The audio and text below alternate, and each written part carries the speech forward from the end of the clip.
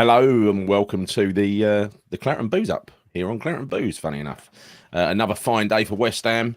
A magnificent home win, not without its not without its troubles. Let's be honest. But anyway, look, before we start, let's welcome the co-hosts. John, how you doing? Good to see you over there today, John. By the way, it's the first time I've seen you in ages at West Ham.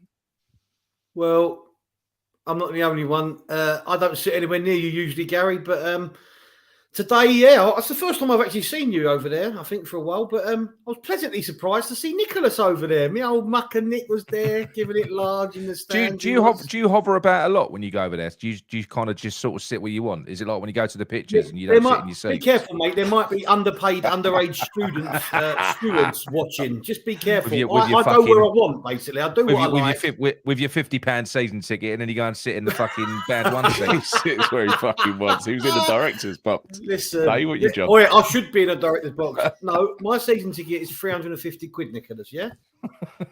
Right. Oh, expensive one then. Really expensive. Yeah. Well, some of us haven't even got one, but we'll move on quickly. Yeah.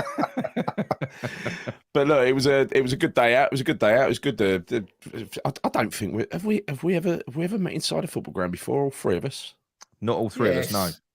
All three of us. I can't remember the last time. We went Southampton away last year. Oh, that's right. Oh, yeah, we did Southampton away. Yeah. We did a whole. Not at the same time. Not at the same time in the stadium. I don't think we ever have actually. No. Yeah. But anyway, look, a good day out. Let's. I mean, later on we're gonna go through the player ratings like we do once we've finished talking about the game. I bet get that set up actually. And Nick's gonna try to get the phone calls. Make the phone calls available on StreamYard. We'll do that. What we'll do, we'll go through the review, you do the player ratings, and then after that, we'll open the lines and we'll start taking calls. Yeah. All right. That'll be fine. So anyway, let's talk about the game first and foremost. And I mean, it was first of all, the formation and the selection. I don't think there are any surprises there. I think we all could have predicted that selection, right? Sadly, yes. Yeah. So I mean, we a lot of us were calling for Downs and that, and I'd like to have seen Downs start, but I knew Souček would start, to be honest with you. Apart from that, I wasn't surprised with anything at all, really. I think it followed suit. Look, let's be honest. It's good that Scamacca and Paqueta are starting now, right? Let's be honest. But there's probably a couple of other positions that a lot of people would want to see other people in. And I think today, as we'll discuss, maybe some of them sooner rather than later. But I just don't know how soon those changes are coming. But I mean, let's go through the game in order. And I mean, first of all, let's just discuss the first 20 minutes. And I mean, my opinion of the first 20 minutes was it was one of the worst performances of the season so far. It was diabolical. What did you think, John? I mean, they came out the traps pretty quickly, I think. We have said that there'd be a sort of upgrade on Wolves, didn't we? After the Wolves win and that and the preview of this.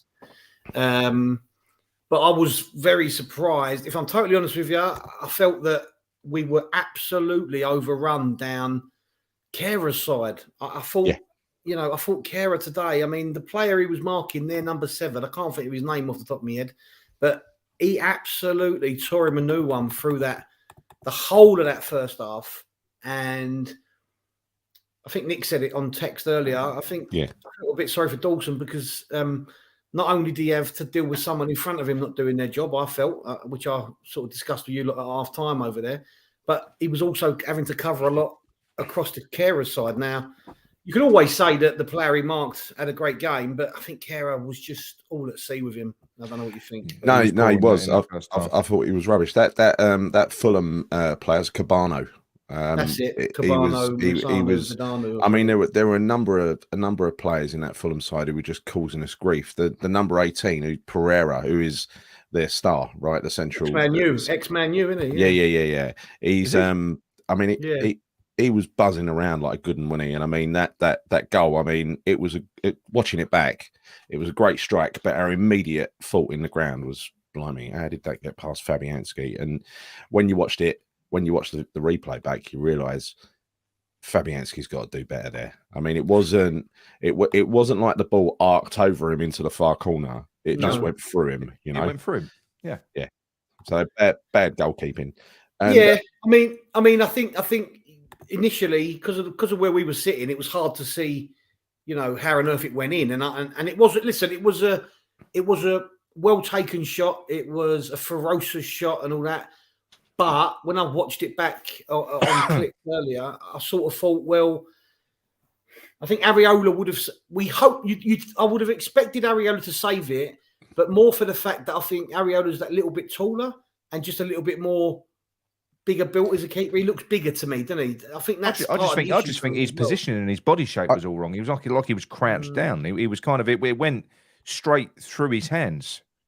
Yeah. I don't think it was anything to do with height, to be honest. I think it literally went through him, like Nick said. It was bad. It was really bad goalkeeping, and we were having, for the first 20 minutes as well, we're having no joy at all in the attacking third, and no. And if there's like a common theme throughout the game, is their fullback is Robinson, number 33.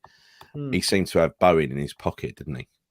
For a lot of the time. Yeah, I mean they early on, every time Bowen got the ball again, they were snapping at his heels. You know what? Yeah. What we've said, what we've noticed today, and what we've said in the past this season is that every time Bowen gets the ball now, whatever team it's against, he's not allowed to have that space. They are like Yorkshire Terriers around him, because he obviously over the last couple of seasons has been our mainstay, our main playmaker. The goals have come from him, the assists have come from him. So the problem with it is that teams are now not allowing him to have the space that he once enjoyed. You know what I mean? They're on him straight away, and that was what Robinson was doing today as well. I think he tried to, against Wolves last week. Bowen was playing sort of as an inside forward, if you like. Yeah, he was, and I think that might have been because Wolves had that substitute centre half in, and so we were trying to take the opportunity to sort of go at him. But I quite enjoyed that because he seemed to get close to Scamacca. And they seem to create a lot of trouble together. And if you remember, like Souček was playing as a right winger at some point, wasn't he? But today it seemed to be back to default settings of putting Bowen wide right. And I think we've seen Bowen shut down quite a few times this season when he's played in that position, especially if he's up against a pacey defender. And that guy was pacey today when he had Robinson. Very much so. They were a very quick team across the, even their centre backs were exceptionally quick, because there was a couple of occasions when Scamacca went marauding through, chasing a through ball and that, and he's no slouch, is he, Scamacca? No. But they're four as well, the black guy and the other defender with the sort of top knot or ponytail were both very, very sharp. Very, very, very quick. Yeah, panicking the life out of us with a high press. Didn't know what to do. Souček looked lost. Rice was all over the place, I thought, for that first 20 minutes as well. I don't think there was a player apart from maybe Dawson, maybe Zuma, who came out of that with any credit. Having said that, Zuma was partly at fault for the goal as well. So he let him have the shot. But don't you think you would almost trust Fabianski if you're Zuma? The player shooting from there, you'd be thinking, my keeper's got that. That's probably what he's thinking. That's probably what he's thinking, to be fair. You let him shoot from there. He's got it covered at the near post. It's not a problem. Yeah. But anyway, look, that's all the negativity, because I think from 20 minutes, we started to push forward and we started to create a few decent chances. And I think the best chance was a Paqueta cross that Scamacca got his head onto. Good, firm, solid downward header. Great save from the keeper. Do you think he should have done better with that, John? Well, I mean, I was watching it with my boy. Obviously, you met him as well. And we watched it back on the replay. And I think it was one of them where, as a centre forward, you talk just to head it down. And he did exactly that. He headed it down. It was a bit like the save to some extent, not as good, but it was a bit like the Areola save in the week. Very similar. The player did it. The player did everything right. The attacking player did everything right. Got his head on the ball. Headed it down, textbook sort of thing. You could argue that he should have found the corner and that, but I just thought he had a lot of goal to aim at, didn't he? He did, but sometimes with those, Nick, you just putting your head on the ball, and it's maybe the time isn't there to direct it. I don't know, but whatever it is, he did everything right. He headed it downwards. Yeah, it was a good save at the end of the day. It was some cross from Paqueta as well. Yeah, it was a fantastic cross. Yeah, it was, and then I think shortly after, shortly after, wasn't it, where he dragged the shot wide? It was a decent shot, went just wide of the left post. Yeah. And one or two other half chances as well. But basically, from 20 minutes, we kind of started stepping it up, and then we got, well, there was basically a free kick, wasn't there? A free kick to us on 29 minutes, and we went to take the free kick. Or was it a corner? Was it a corner? Was it a free kick or a corner? No, it was a corner. That the penalty came Dawson. from. Was that from a corner? Yeah. So, didn't that come first of all from that incident where Souček fucking spooned the ball over the bar from close range? How did he miss that? Yeah. It was a corner, so someone got something on it, Nick. He wasn't the only one, though. Do you remember that Paqueta shot that went up? Yeah, that still coming down. That's coming down with snow on it. Yeah, it was pretty bad, wasn't it? It was pretty bad. But then, the corner, you could see the way it was unfolding and you could see it. We were down the other end of the pitch, but you could see what was happening because Dawson got blocked off a couple of times by one of their defenders, and the defender, he got warned by the referee. He said, "Don't do that again." And he must have said, "Don't do that again, or I'm giving a penalty." And Tony Gale called it on the commentary on the replay that I went back. He said he can't do that again, or he's going to give a penalty away. Lo and behold, he goes and does it again. Now, Dawson definitely bought the penalty. I mean, it was a great bit of play acting from Dawson. But Dawson was probably privy to that conversation, wasn't he? He probably heard. He was. He probably heard the referee warning the defender. So he did run into the defender, didn't he? He did. Naive defender. I thought it was a great dive on it from Dawson. I mean, he looked like a pole at the end of the day, I think all that. Listen, we've all said it for years. All the pulling, all the holding, all the hugging in the box. It needs to be cracked down on. And look, I say the same in our box when we're defending. I don't like it. I disagree with it. They've let it go on too long. They need to stamp down on it. And whether you think Dawson bought it to some degree or not, Pereira, who scored the goal, he was warned more than once in that same passage of play. So as a professional as he is, the only person to blame is himself for that. I think it was a right decision personally. Whether it was soft or not, I don't. Like you've both said, he was warned and he did it again. But the point is, Marco Silva was bemoaning that, going mad about it. But hang on a minute. Look at your player who's on 80 grand a week, who's been told directly. Yeah. So throwing your toys at the pram, But there was no bemoaning, John. He was proper moaning. He was proper moaning. He was jumping up and down. He was losing his shit over on the touchline, wasn't he? It was an Antonio tantrum going on over there. It was. He was stamping his feet, jumping up and down. It's like, why are you doing this to me? Bastardos, I think he said. So, yeah, it was. Anyway, look, what I'm trying to say is, if you take the penalty itself as an incident without the context of everything that was around it, all the build up and everything, you would say it's a soft penalty. But given all of the context and the fact that the defender was warned, maybe it was a definite penalty, wasn't it? It was a definite penalty. You've got to take the whole incident into account. You can't just look at that. To be honest, I've not seen it back. I don't know what it was like, but we know what happened. What happened was the guy was fucking told off for doing what he was doing. He did it again. Penalty. No, I don't see what the debate is, to be honest. Nick, I think he was warned twice, and then it was the third time. Yeah, I was screaming, take the bloody corner, because as soon as the ball's in play, they're going to give it. Yeah, Stop letting him have another chance, whip it in, Yeah. No, it was, but intelligent play from Dawson, nonetheless. Yeah. Very intelligent play. He knew exactly what he was doing, and a cracking little penalty. I think he scored a few now. Bowen never looks troubled with a penalty. Never looks under pressure.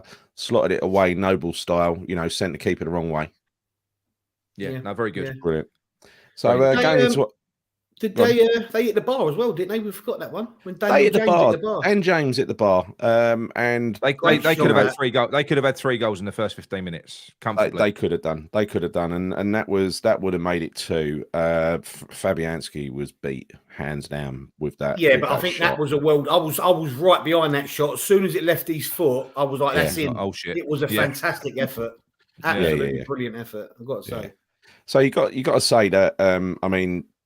Summarise the game afterwards, but I think in that first 20 minutes, we were shit. But Fulham were excellent. Yeah, they were very good. No, but we were utter shit. We didn't get we didn't made get them going look better to some extent. But you've got to give credit where it's due, and I think you know, you can only beat what's in front of you. We were playing shit, and they really took advantage of it, didn't they? But the shocking thing there is, I know we'll debate it after. The shocking thing is that there were no surprises there. That is how Fulham have been playing all season. They've been playing well off the ball. They've been pressing. They've been moving the ball about. That wasn't a shocking performance from them. It weren't a cup final for them. It weren't like a one-off game. They played how Fulham have been playing. Yeah, do you know what I mean? No, true enough. Yeah. So I mean, I don't disagree. Took us into half time. So, John, do you want to go through some comments before we? Yeah, I was going to say, good timing, Gal. It must be telepathic. I was going to say, there's a few comments here. This is like clock. This is working like. I'm going to have a smoke. It's unbelievable. Where are we? Oh, East Side's back. Hey, good win. Happy today. Skamaka looks the real deal. Him and Paqueta look to have an understanding now. Yeah, they do, mate. They do. They definitely do agree. I agree with East Side for once. I can't believe it. Craven says Fabianski should never have been beaten at that angle.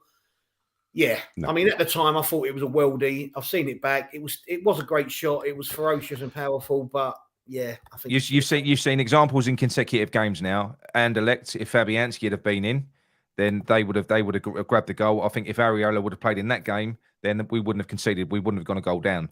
So I think you've got two consecutive examples there of why it's important to get the better keeper in goal. He's you know, Fab's getting on now. What is he, 37, 38 now? He's Areola's a younger model. You've got to get him in. Yeah, but it ain't going to happen this season, is it? I mean, he's going to be our league keeper next year, and I hope anyway. Can you before we move on from that, John? Before I know like you defend Moyes, but can you defend not putting out your strongest team? Because having Areola having Fabianski in front of Areola, that is not our strongest. He ain't the strongest player. Okay, but the thing on paper, I like everybody else thought at the start of this season when we signed Areola, he would be our number one. And what I mean by that is generally your league keeper is your number one choice. So I'm as surprised as anybody when it didn't materialise, because to me, I still can't get my head around how they got Areola to sign on what? Yeah. On the basis of what did they say to him? I don't know. Can't have been that he was going to be a backup. It must have been, because if they've gone back on their word, he would not be a happy chappy, would he? Right? If they've gone back on their word, he cannot be a happy chappy. They've either said to him, we can't guarantee you number one. You have to compete with Fabs, and we put the better keeper in, or sign now. Fabs is here for one more season. You will be our number one as of 2023. Yeah. It can't be your number one, because it would not be going down well now in the camp, would it? Areola would be unhappy, causing problems, and he's not. He's when he comes in, he's played well in Europa. I agree with what Nigel said the other day. I don't think Fabs has been that bad this season. He hasn't made glaring mistakes, but on the basis of the last two games, I think now it's starting to be. I'd be calling for Areola. Put it. He's done nothing wrong. No, that's what I'm saying. But he's done massive errors. Yes, but I just said that. But you've got to. That's what I mean. Should you have to? Should it depend on you having to do something really wrong? No, you've basically got two keepers. One is clearly better than the other. Should we have to wait for Fabianski to make a series of mistakes before he gets dropped, or is it just a straight judgment call and say, that keeper's superior to this one, so we play Areola? But I honestly think that this is for the season now. I don't think Areola is going to be our Premier League keeper this season. So yes, I just find it so baffling how he signed, how we got him to sign. I really do. Yeah, me too. I cannot believe that this is what we sold him. No, I know, not at all. But in the same breath, he must have bought whatever it was we did sell him. Yeah, maybe. It wasn't this. And he never looks unhappy either. I mean, I don't suppose I would be given the money he's earning. He's probably earning quite a few quid. It was this comment. We'll go into more details about comments after about players and stuff and squad selections. But disappointed that Downs couldn't start. Hopefully, after that performance from Souček, Downs will finally get his Prem start next game. I don't know. I don't know. We won a game, and Souček played. Souček played the whole 90 odd minutes. Right, he played the whole game, which suggests that he's going to play the next game as well. Yeah. He didn't get many opportunities to substitute him off in that game. He ended up bringing him Downs for Fornals, right? Yeah. With a minute left, isn't it? Yeah. So I don't see Downs knocking Souček out of that starting 11 anytime soon. And the only one I see knocking Fornals out of the starting 11 is Cornet, and so Cornet's got to get back fit again, right? Because we kind of reverted to our default settings today, like I said, with and how frustrating was that? I know you were frustrated. You were standing next to me, Nick. I know you were frustrated, but I was getting equally frustrated when we were breaking down the left in that first half and you're trying to do a quick counter. It gets to Fornals. He takes a couple of touches, turns around and plays it back. It's incredibly frustrating. I don't understand why we've always got to take that path as well. I mean, that's a typical example as to why we shouldn't, especially on the left, because Fornals and Cresswell, that is such a slow, it's such a slow side of the team. It's the slowest side of the team. While we're focusing our efforts down there, it's like Fornals has to hold the ball up to allow Cresswell to get up and overlap. By that time, the opposition team have regained their shape. And the other thing as well, what I noticed, Paqueta. The one time that Rice and Souček got the ball central to Paqueta, who is always available, by the way, he's always in that pocket of space. Paqueta, he's intelligent. He finds space. They will always take a pass out wide over a pass inside. Now, inside, we've got a fucking midfield maestro there that can pick the lock. And probably one of the times that they managed to slip the ball through to him centrally, which was in the second half, look what happened. Yeah. Why have we got to just go for this overload on the fucking flanks all the time? It's like an old-fashioned tactic, and I wouldn't mind if we had the likes of fucking Trent Alexander-Arnold and players like that, these amazing wing-backs that can sort of get down a wing and put in great crosses, but we don't have that. So why? You know, I know sometimes does yield. Yeah, but I think. Listen, I'm going to be shot down over this. I don't think Cresswell was particularly bad today. I'm not saying he was bad. Fornals' passing today was absolutely dog shit. It was bad. Yeah. Now, John, what I'm saying is I don't think Cresswell was bad, but it's not a good. He's slow. It takes him half hour to get up the pitch. That's not his fault. Well, it does take Cresswell a long time to get up the pitch. The best cross of the game. The best cross of the game today was from Paqueta from an almost central area. It was the only proper cross that Scamacca had. It was the only opportunity that I can remember when someone swung the ball in. How many was pumped in from wide areas? Loads. It was loads, and not one. And they never find anyone. They never find anyone. That's what I'm saying. It was the only decent cross of the game. Yeah, that's what I mean. So these wide, and he's 6'5", this wide attacking thing that we keep on doing. I know it's an old. It's worked for us in the past. But I think now we've got Paqueta in the middle. They've got to kind of change their focus now. You've got that guy in the middle. Fucking use him, you know? Yeah. Yeah. Eastside says Emerson for Cresswell, Downs for Souček. It I wouldn't disagree. Bloody hell, we're getting on really well. Moyes doesn't trust Downs in the Premiership. Premier League, Cravenhead is watching. It's called the Premier League. But he does in Europe where the teams are not as strong. I think that's interesting still, because there was a fella behind me today and he was saying about Downs, it's obvious. Downs to me looks lightweight. He'll get away with it in Europe, but he won't. He's not up to the Premier League yet. That's what this guy behind me was saying. So a lot of people think that, and I sort of think to myself, well, how are we ever going to know? When are we going to find out? Did you see the little shit that they had in midfield that was about 2 foot tall that was running us ragged? Yeah, I did. Little legs. Fucker. You know what I mean? It's you haven't got to have a big lump. You haven't got to be 7 foot tall to be effective. No. That is the problem, though. That is the problem. By not playing him in the Premier League, Moyes, in the eyes of some people, is kind of tainting the player, right? He's kind of making certain people who don't maybe watch the game and understand it that well. They sort of see Downs is not getting a start in the Premiership, and they just assume he's not strong enough. I see that he's strong enough. I think he looks perfectly strong enough. He's a better player than Souček. He's a better player than Souček. I'm going to say that. I don't think if Moyes didn't rate him, he also wouldn't get played in Europe, right? So I also think the argument is flawed until you actually give him a chance. You do not know what someone's like in the Premier League until they are given a chance in the Premier League. It's pointless get second guessing that they're going to be strong enough or not. But to me, that's just nonsense. That's nonsense messaging from Moyes justifying the fact that he's not starting him. That's all that is. No, but no, hang on. Moyes hasn't said that. It was a guy behind me in the crowd. So, I mean, that's people reading into it, like Gary said. But what I'm saying is this: you can't, for the life of me, Mark Noble could come out of retirement and do more in that game today than Souček. Yeah, I know. That's what I would say about that. So it can't.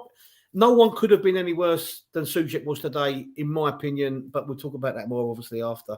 Where are we? Darren Clarkson. We were absolutely diarrhea first 15 minutes, but 3 points. Kent Hammers, evening Kent. Lucas P and Scamacca are 3 steps ahead of everybody else. I do wish Cornet was fit to replace Fornals. Saying that, I felt very sorry for Ben Rama today. He must be looking at that and thinking, am I not getting... Because Benny didn't get on, did he, at all? No, it's actually... Do you know what? It's actually bollocks. He started so well this season. He did start well. I know he played in Europe in the week. I don't know. But we all know that Benny's a confidence player. Now, if Benny's in a situation where what is Benny's drive now to come on the pitch? He started the season. He is a bit of a sensitive chap. He's come in. He's played really, really well. Probably he ain't going to play no better than what he did at the start of the season. What's his kind of his drive to impress now? Because it doesn't mean he's going to get everyone in the team. He's quite clearly been told now by Moyes, effectively, you're not one of my players. Well, he's also a very technical player, Ben Rama, but it's clear that he's not allowed on the pitch at the same time as Paqueta, because I'm sure they've not been on the pitch at the same time so far, right? But Cornet is technical, and so in that aspect, I don't think it's a case of if Cornet's fit, he plays on the same team as Paqueta, right? And they're both technical players, right? Yeah. So I don't think it is that. I do now think. I just think Moyes. I just think he don't like him. I just think he don't like him. I think there's players in that team that he doesn't like. You've got to be, which is, it is what it is. If they don't like him, I wish they'd just sell him so he could go and move on somewhere else, because it ain't nice what they're doing to him, to be quite honest. No, it's a good comment from there. Thank God for Dawson. I think Dawson had he had a replacement ACL at half time today, didn't he? He had an operation at half time. Because his knee was fucked before the break, wasn't it? And then he came out and he was fine afterwards. Do you know what infuriated me about that, though? Do you know what infuriated me about that? Go on. There was about a minute left, right? Just let him off. Let him. Take him off the pitch, get him in the dressing room, and put Rice at centre back and play with 10 men for fucking 1 minute. But he's hobbling around again. I just can't fathom. I don't get my head around it. I don't know why we do it. You think we will learn? I mean, do you know? Exactly. I've got this image of Dawson in the changing room, like Rambo in First Blood, stitching his own leg up and stuff like that. Yeah. Mate, let me tell you something. Let me tell you something. When Dawson leaves, it will leave a big void. It will. I know the void's going to come back and all that, but I'm telling you, because you're going to be heartbroken, John, for a start. Listen, mate, it's not even me heartbroken. It's he's not just a top class industrial defender, right? This guy, he has actually got it all, right? Some centre halves mature with age, like a fine wine, and he's definitely done that. And he's a leader. Above all else, he's a leader. Zuma ain't a leader. He's not. And do you know what else? He can pass as well. Do you know what I was saying earlier on about how the two central midfielders, Rice and Souček, were both guilty of it, not passing through the lines, not getting the ball through to Paqueta so that we can play centrally. He was rolling it into Dawson feet. Dawson was literally. He did it. Yes. He did it. Yeah. Yeah. Do you know, like Nick, you know, like in kids' football, in Freddie's football, in your boys' football. Yeah. You tell them to trust their teammates. So sometimes you can't just go long. You roll it into feet because you trust the quality of the player you're giving it to. Yeah. And today, Dawson was playing some fantastic long balls, but he was also rolling it into the feet of Paqueta and into the feet of Scamacca. And you're right, Rice and Souček weren't doing that. No, he was literally the only one to do it. And he's got a lot of quality about him, Dawson. But do you remember when he first came, he couldn't pass? No, he couldn't. And then do you remember that? He's been taught that. Do you remember that long ball that he played last year in Europe, where he went straight over the top onto someone's foot? I mean, it was fantastic. Yeah. Garino, Fab tried to save it with his stronger right hand, whereas he should have used his left. That's right. It worked for Scamacca after all. We'll talk about that later, won't we?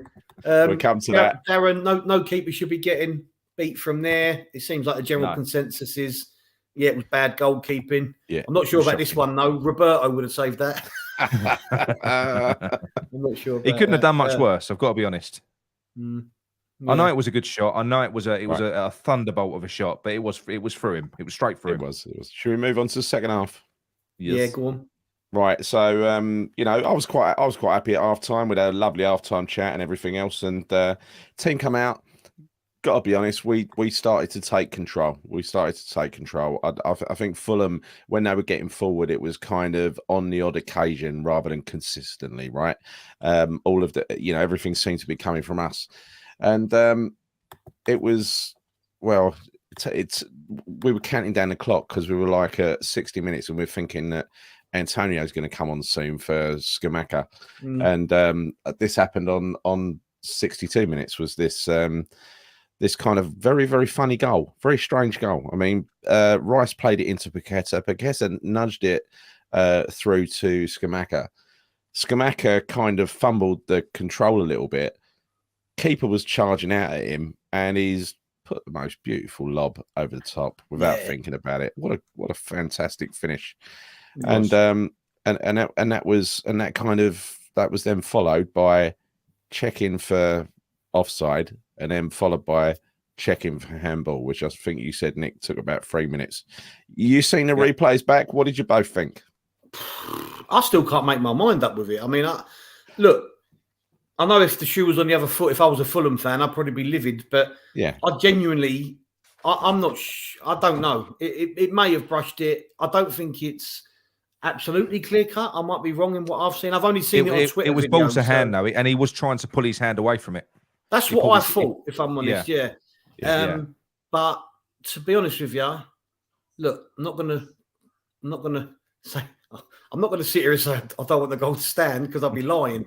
But what made me laugh was when he scored it, I thought at first he was standing there in arrogance, like Cantona did when he scored that goal against Sunderland. He chipped him. Yeah.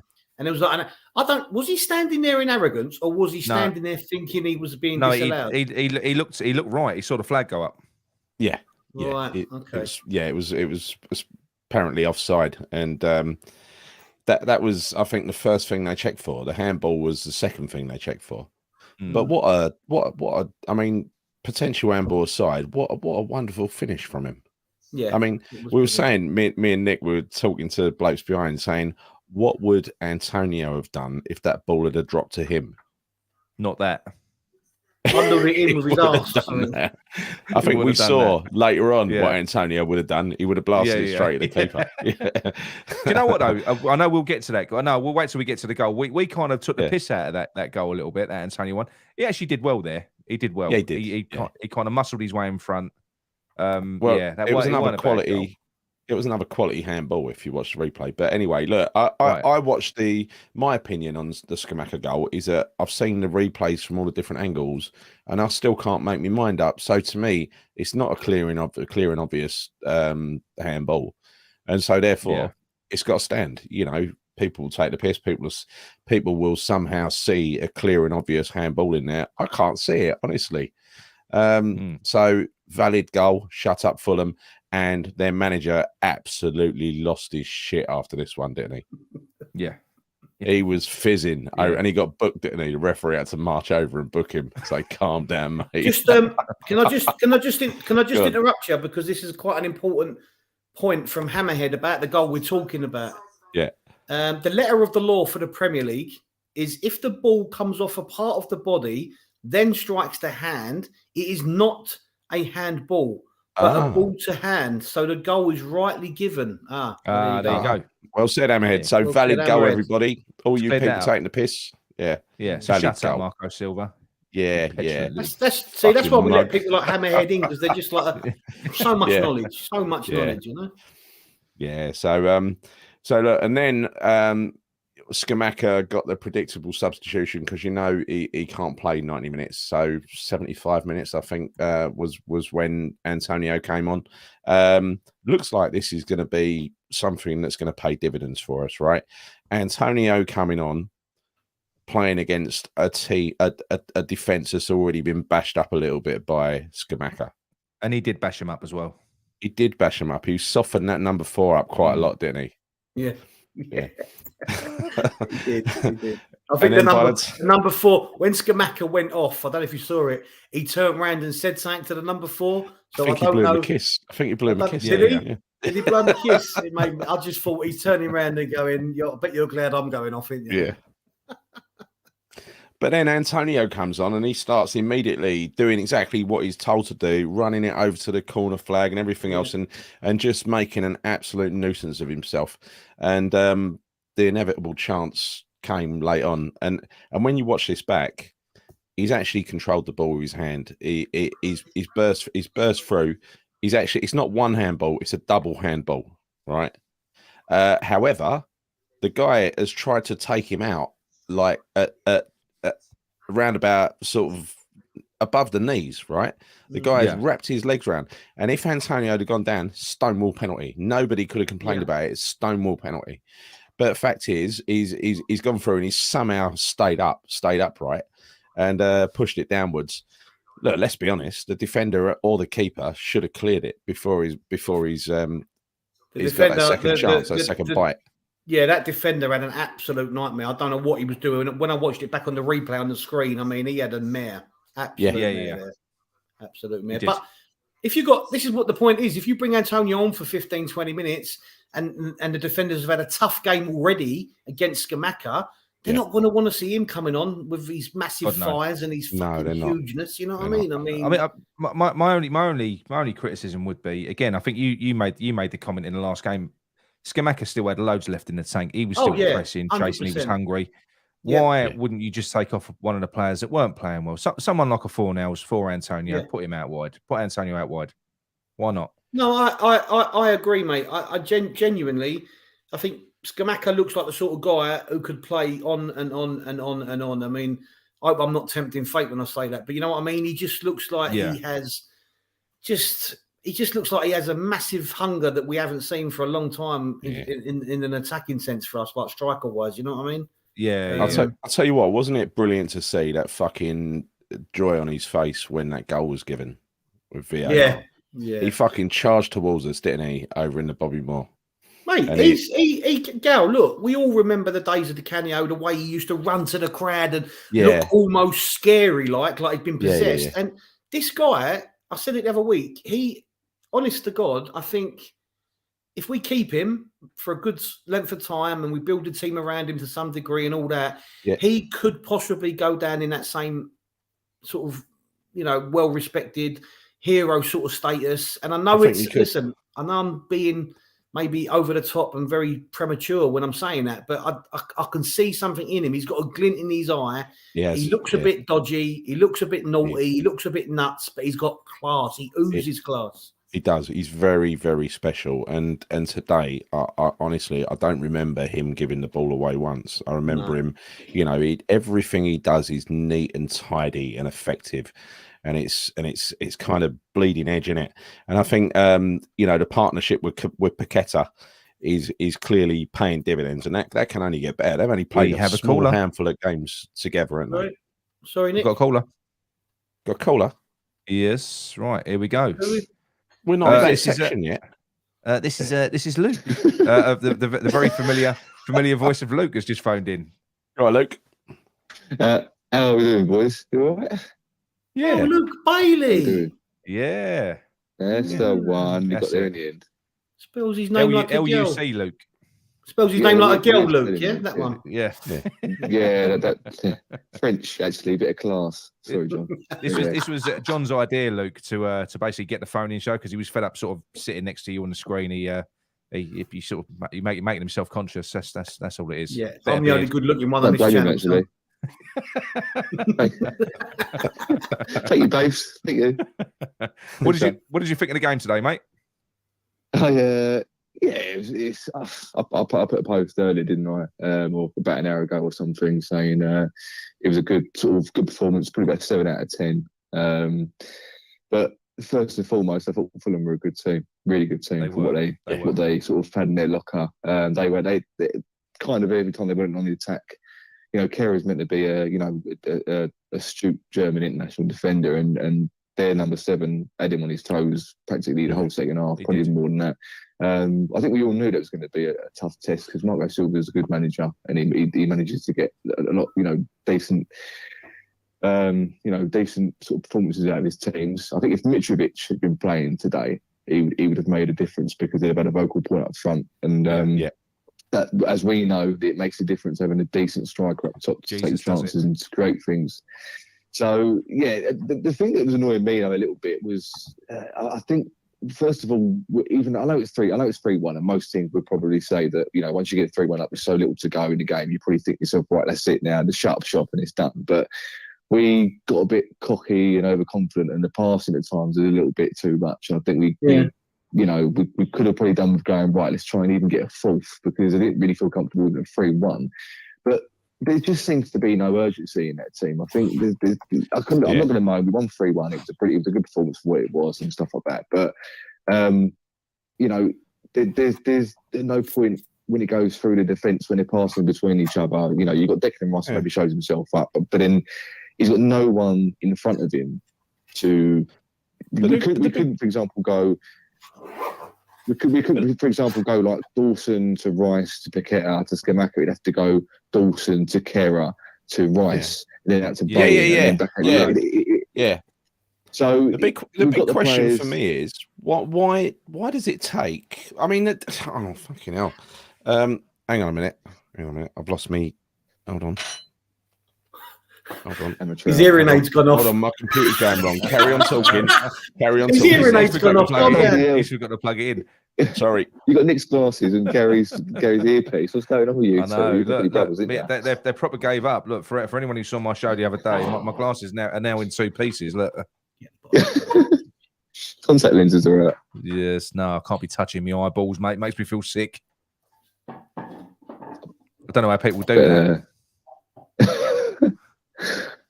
What was Gary going to say? Is he back? Probably something incredibly uninteresting. But yes, I'm back again now. Sorry, my broadband just everything went dark and it's back again. Sorry. Go on. That's like Madonna there. Gary, you had a point you was going to make, Gal. Yes, I did, and the point was why? And this is something that Paul mentioned. He's got a theory on this as well, and that is why do we keep starting games so fucking slowly?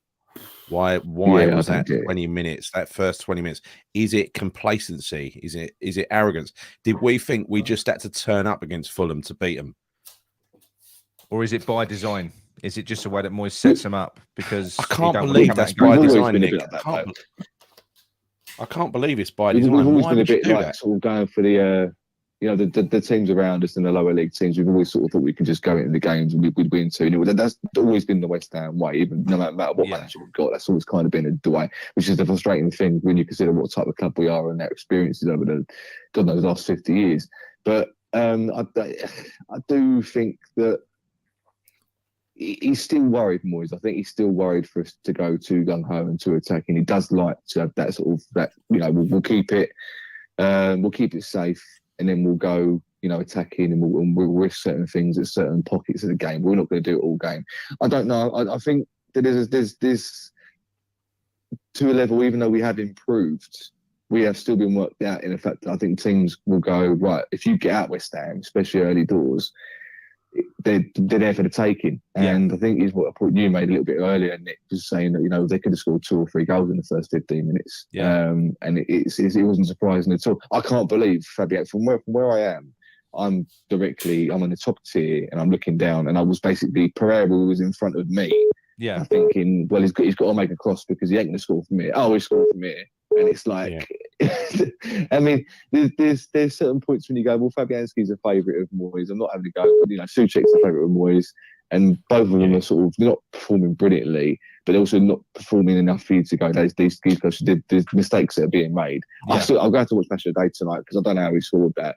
But I know people I've been told since I've got back from the game and talking to people, and people say, how can you just, you won 3-1, what is there to moan about? But throughout the game, you just think, I know the goal's a goal, and that's all the game's about. But there's so many times you're just going, this is just frustrating to watch. And then it gets good, and it gets bad again. And I guess that is just football to a level. But no, that's what I wanted to say. I'm not going to stay. I'm going to go now. I'm going to let you get on with it. But I just wondered, you know what I mean? There's certain things about that style of play that I think that I'm sure other people can see, and it's not just me being a bit negative. No. Look, I feel exactly the same as you. I was pleased with the win. I was pleased with certain passages of play in that game. It was scrappy, right? I think when we equalised, I think it was against the run of play. I think we were lucky. I know we'd created a few chances before that. Fulham, the game could have been out of sight. It's like I say, it ain't like we said Fulham were really good.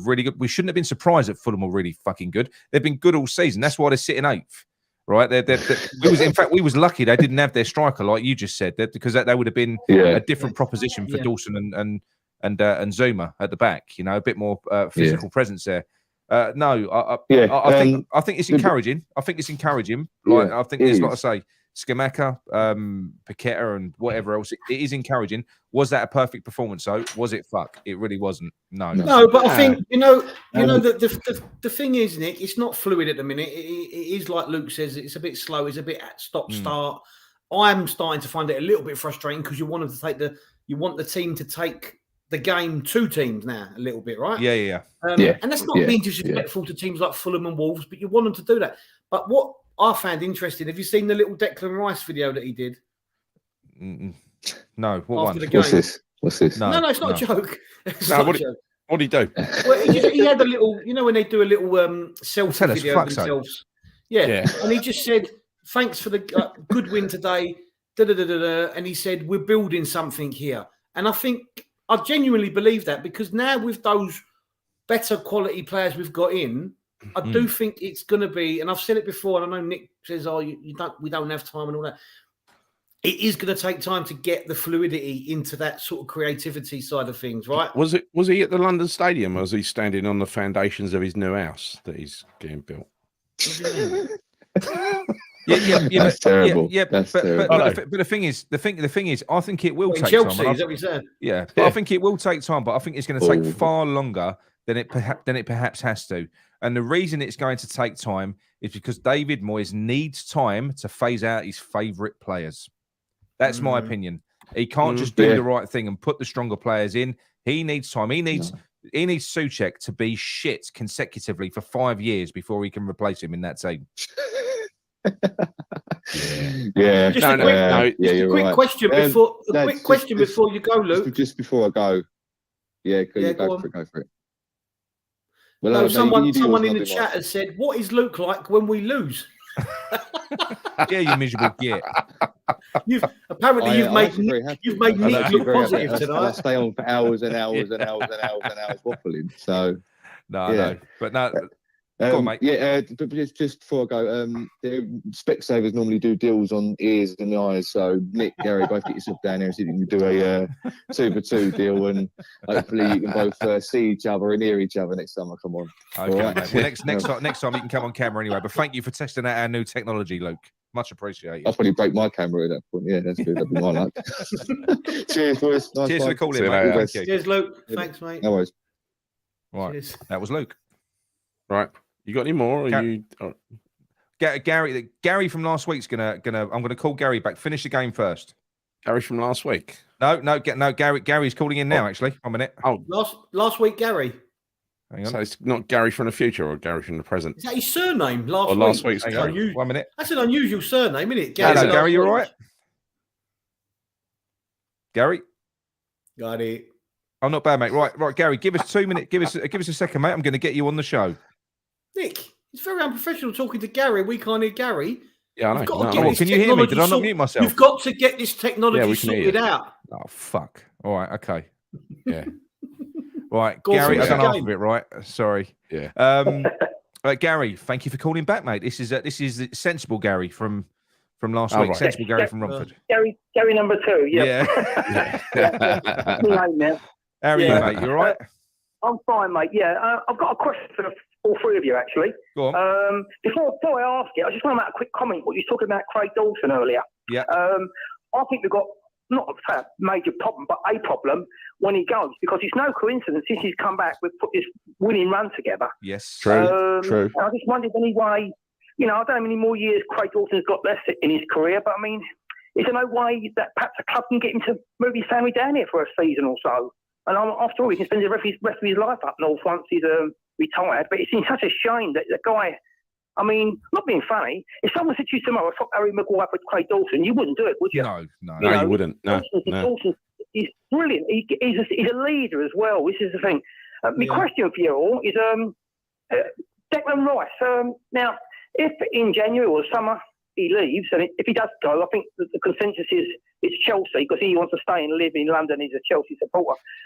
But use free take. If, for example, Chelsea offered us Brozier and Gallagher, if you value Brozier at 30 million and Gallagher at 50, 80 million, would you be happy if we got those two and 20 million, say? Because that's 20 million towards us pay a left back. And I mean, not being funny, we've got Skamaka and Antonio, but you only got an injury to one of those two players, and you're down to one striker again. And there's a lot of games coming up. And I would love to see Gallagher in the midfield, maybe in the future alongside Downs, if life does go, and also maybe Brozier up top, and because Skamaka reminds me of Teddy Sheringham. Maybe he's a striker, but he can drop off into that space behind, you know. Yeah. And I think that would you free take that? Would you take 20 million and those two for Declan Rice? Shall I go? Yeah, go on. Yeah. For me, look, if he was definitely going to leave, if we had no way of keeping him, then I would probably take that deal. I would rather keep Rice personally. Of course, if it was my, I know he's not having the best season at the moment, but we know what Declan Rice is all about. And I can't help but feel, even though this season ain't going particularly well with the type of players that we're bringing in, because no longer is Declan Rice the superstar in this team. He is a star, but now we've got the likes of Skamaka and Paqueta. He's no longer that sole big boy. He ain't. He's not the only big fish in this pond now, is he? No. So can I ask you, Nick? Do you think also with Skamaka and Paqueta, if we continue this winning streak, Anderlecht, Southampton, both winnable games, Bournemouth winnable, perhaps the Liverpool one. I mean, they don't look. Well, we're on the same points as Liverpool now. I've looked at the table tonight. Do you think maybe if we actually won the Conference League and maybe next season added to it with Skamaka and Paqueta now, do you think Rice perhaps would do a U-turn and may want to stay? Go on, John. Do you want to do that one?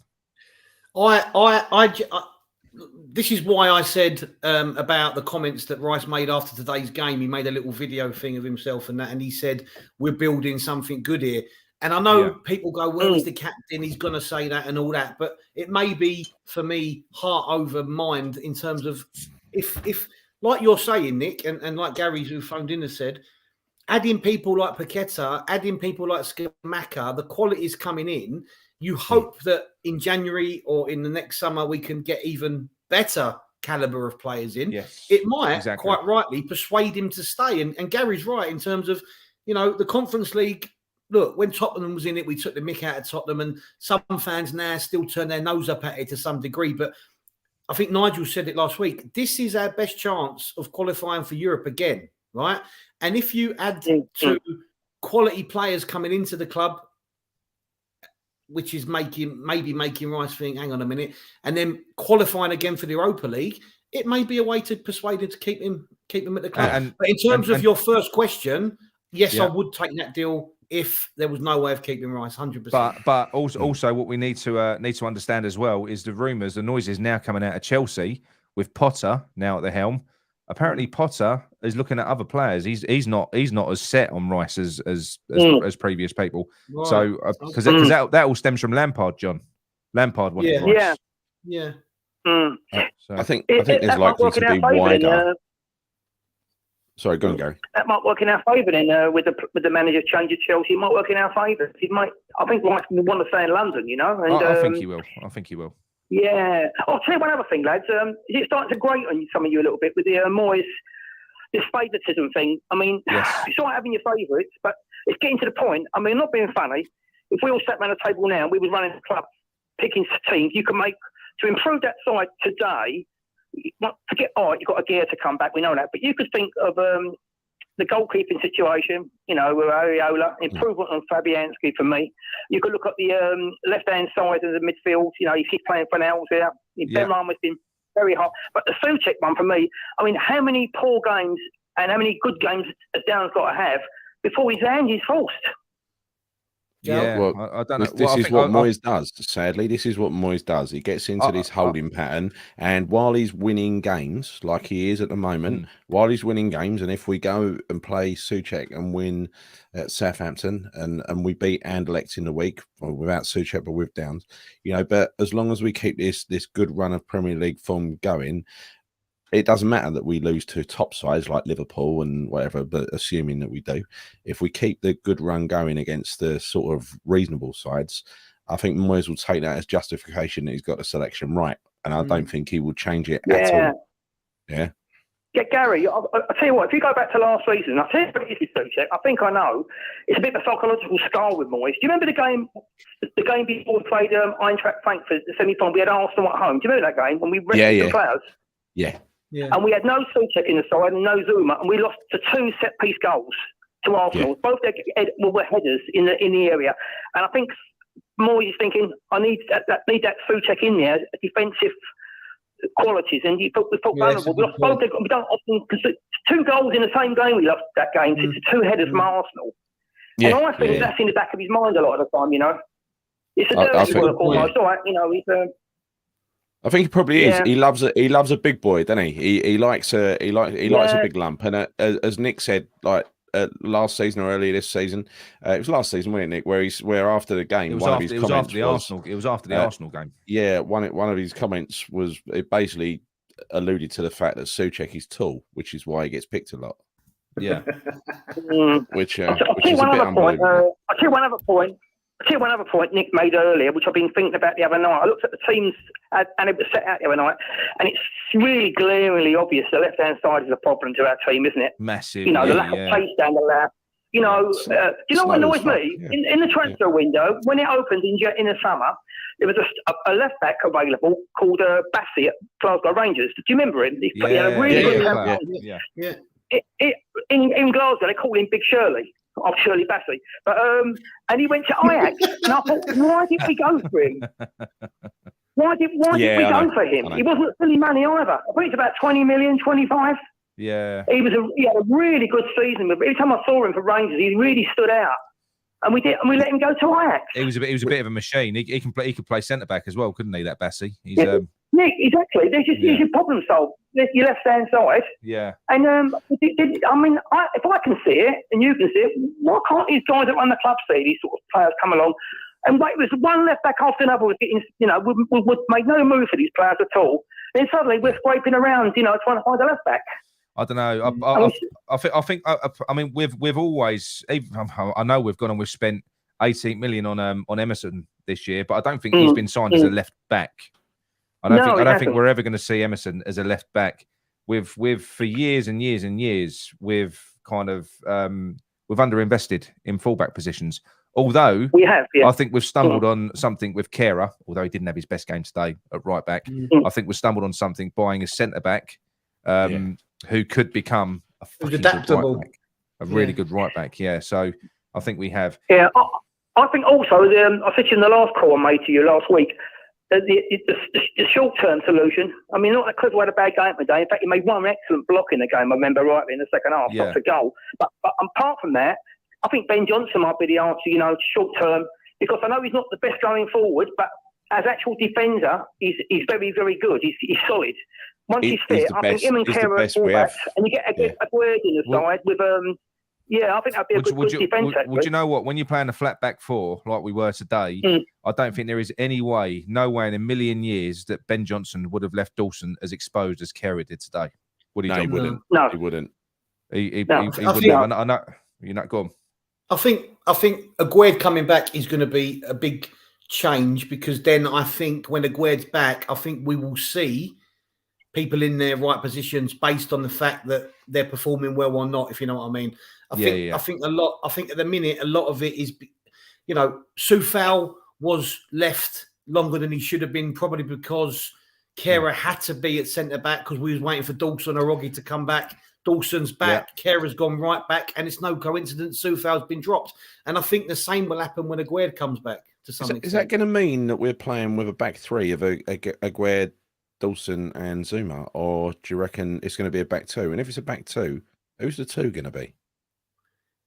I think he'll go with. Well, I think he'll want to go with Aguerd and Zuma. Yeah, I think so. But if you base it, we all say it's got to be on current form and who's playing well. At the moment, I would pick Dawson over Zuma personally. Not saying Zuma's been bad. Yeah. I'm not saying Zuma's been bad, but Dawson never lets you down. Dawson never lets you down, and he's very forward thinking with the ball now, and he's got a lot to his game, but he is potentially leaving end of the season, if not sooner. So, he is. Also, John, with Aguerd, he's left-sided as well, which obviously Zuma wants to play on the right, really, and Dawson does. Yeah. So, I think with Aguerd, he's going to give you a tremendous pace in. And once he's fit, once you've got Kehrer, Aguerd, and Johnson, you've got a pretty rapid defence here, and then you could just pick one from Zuma or Dawson. On present form, I would go for Dawson, but I agree with you. Yeah, 100%. 100%. Gary, right, we're going to have to leave that there, mate, because we've just got to finish off the review and then get onto our player ratings. But another fantastic call. Thank you very much for Gary. coming, mate. Cheers, mate. Take care. Cheers, mate. See you later. Cheers, mate. He knows his stuff, Gary, doesn't he? He does, yeah. No, he calls everything right. He calls everything right. He's from Romford, isn't he? That's why we all know that stuff. And his name's Gary.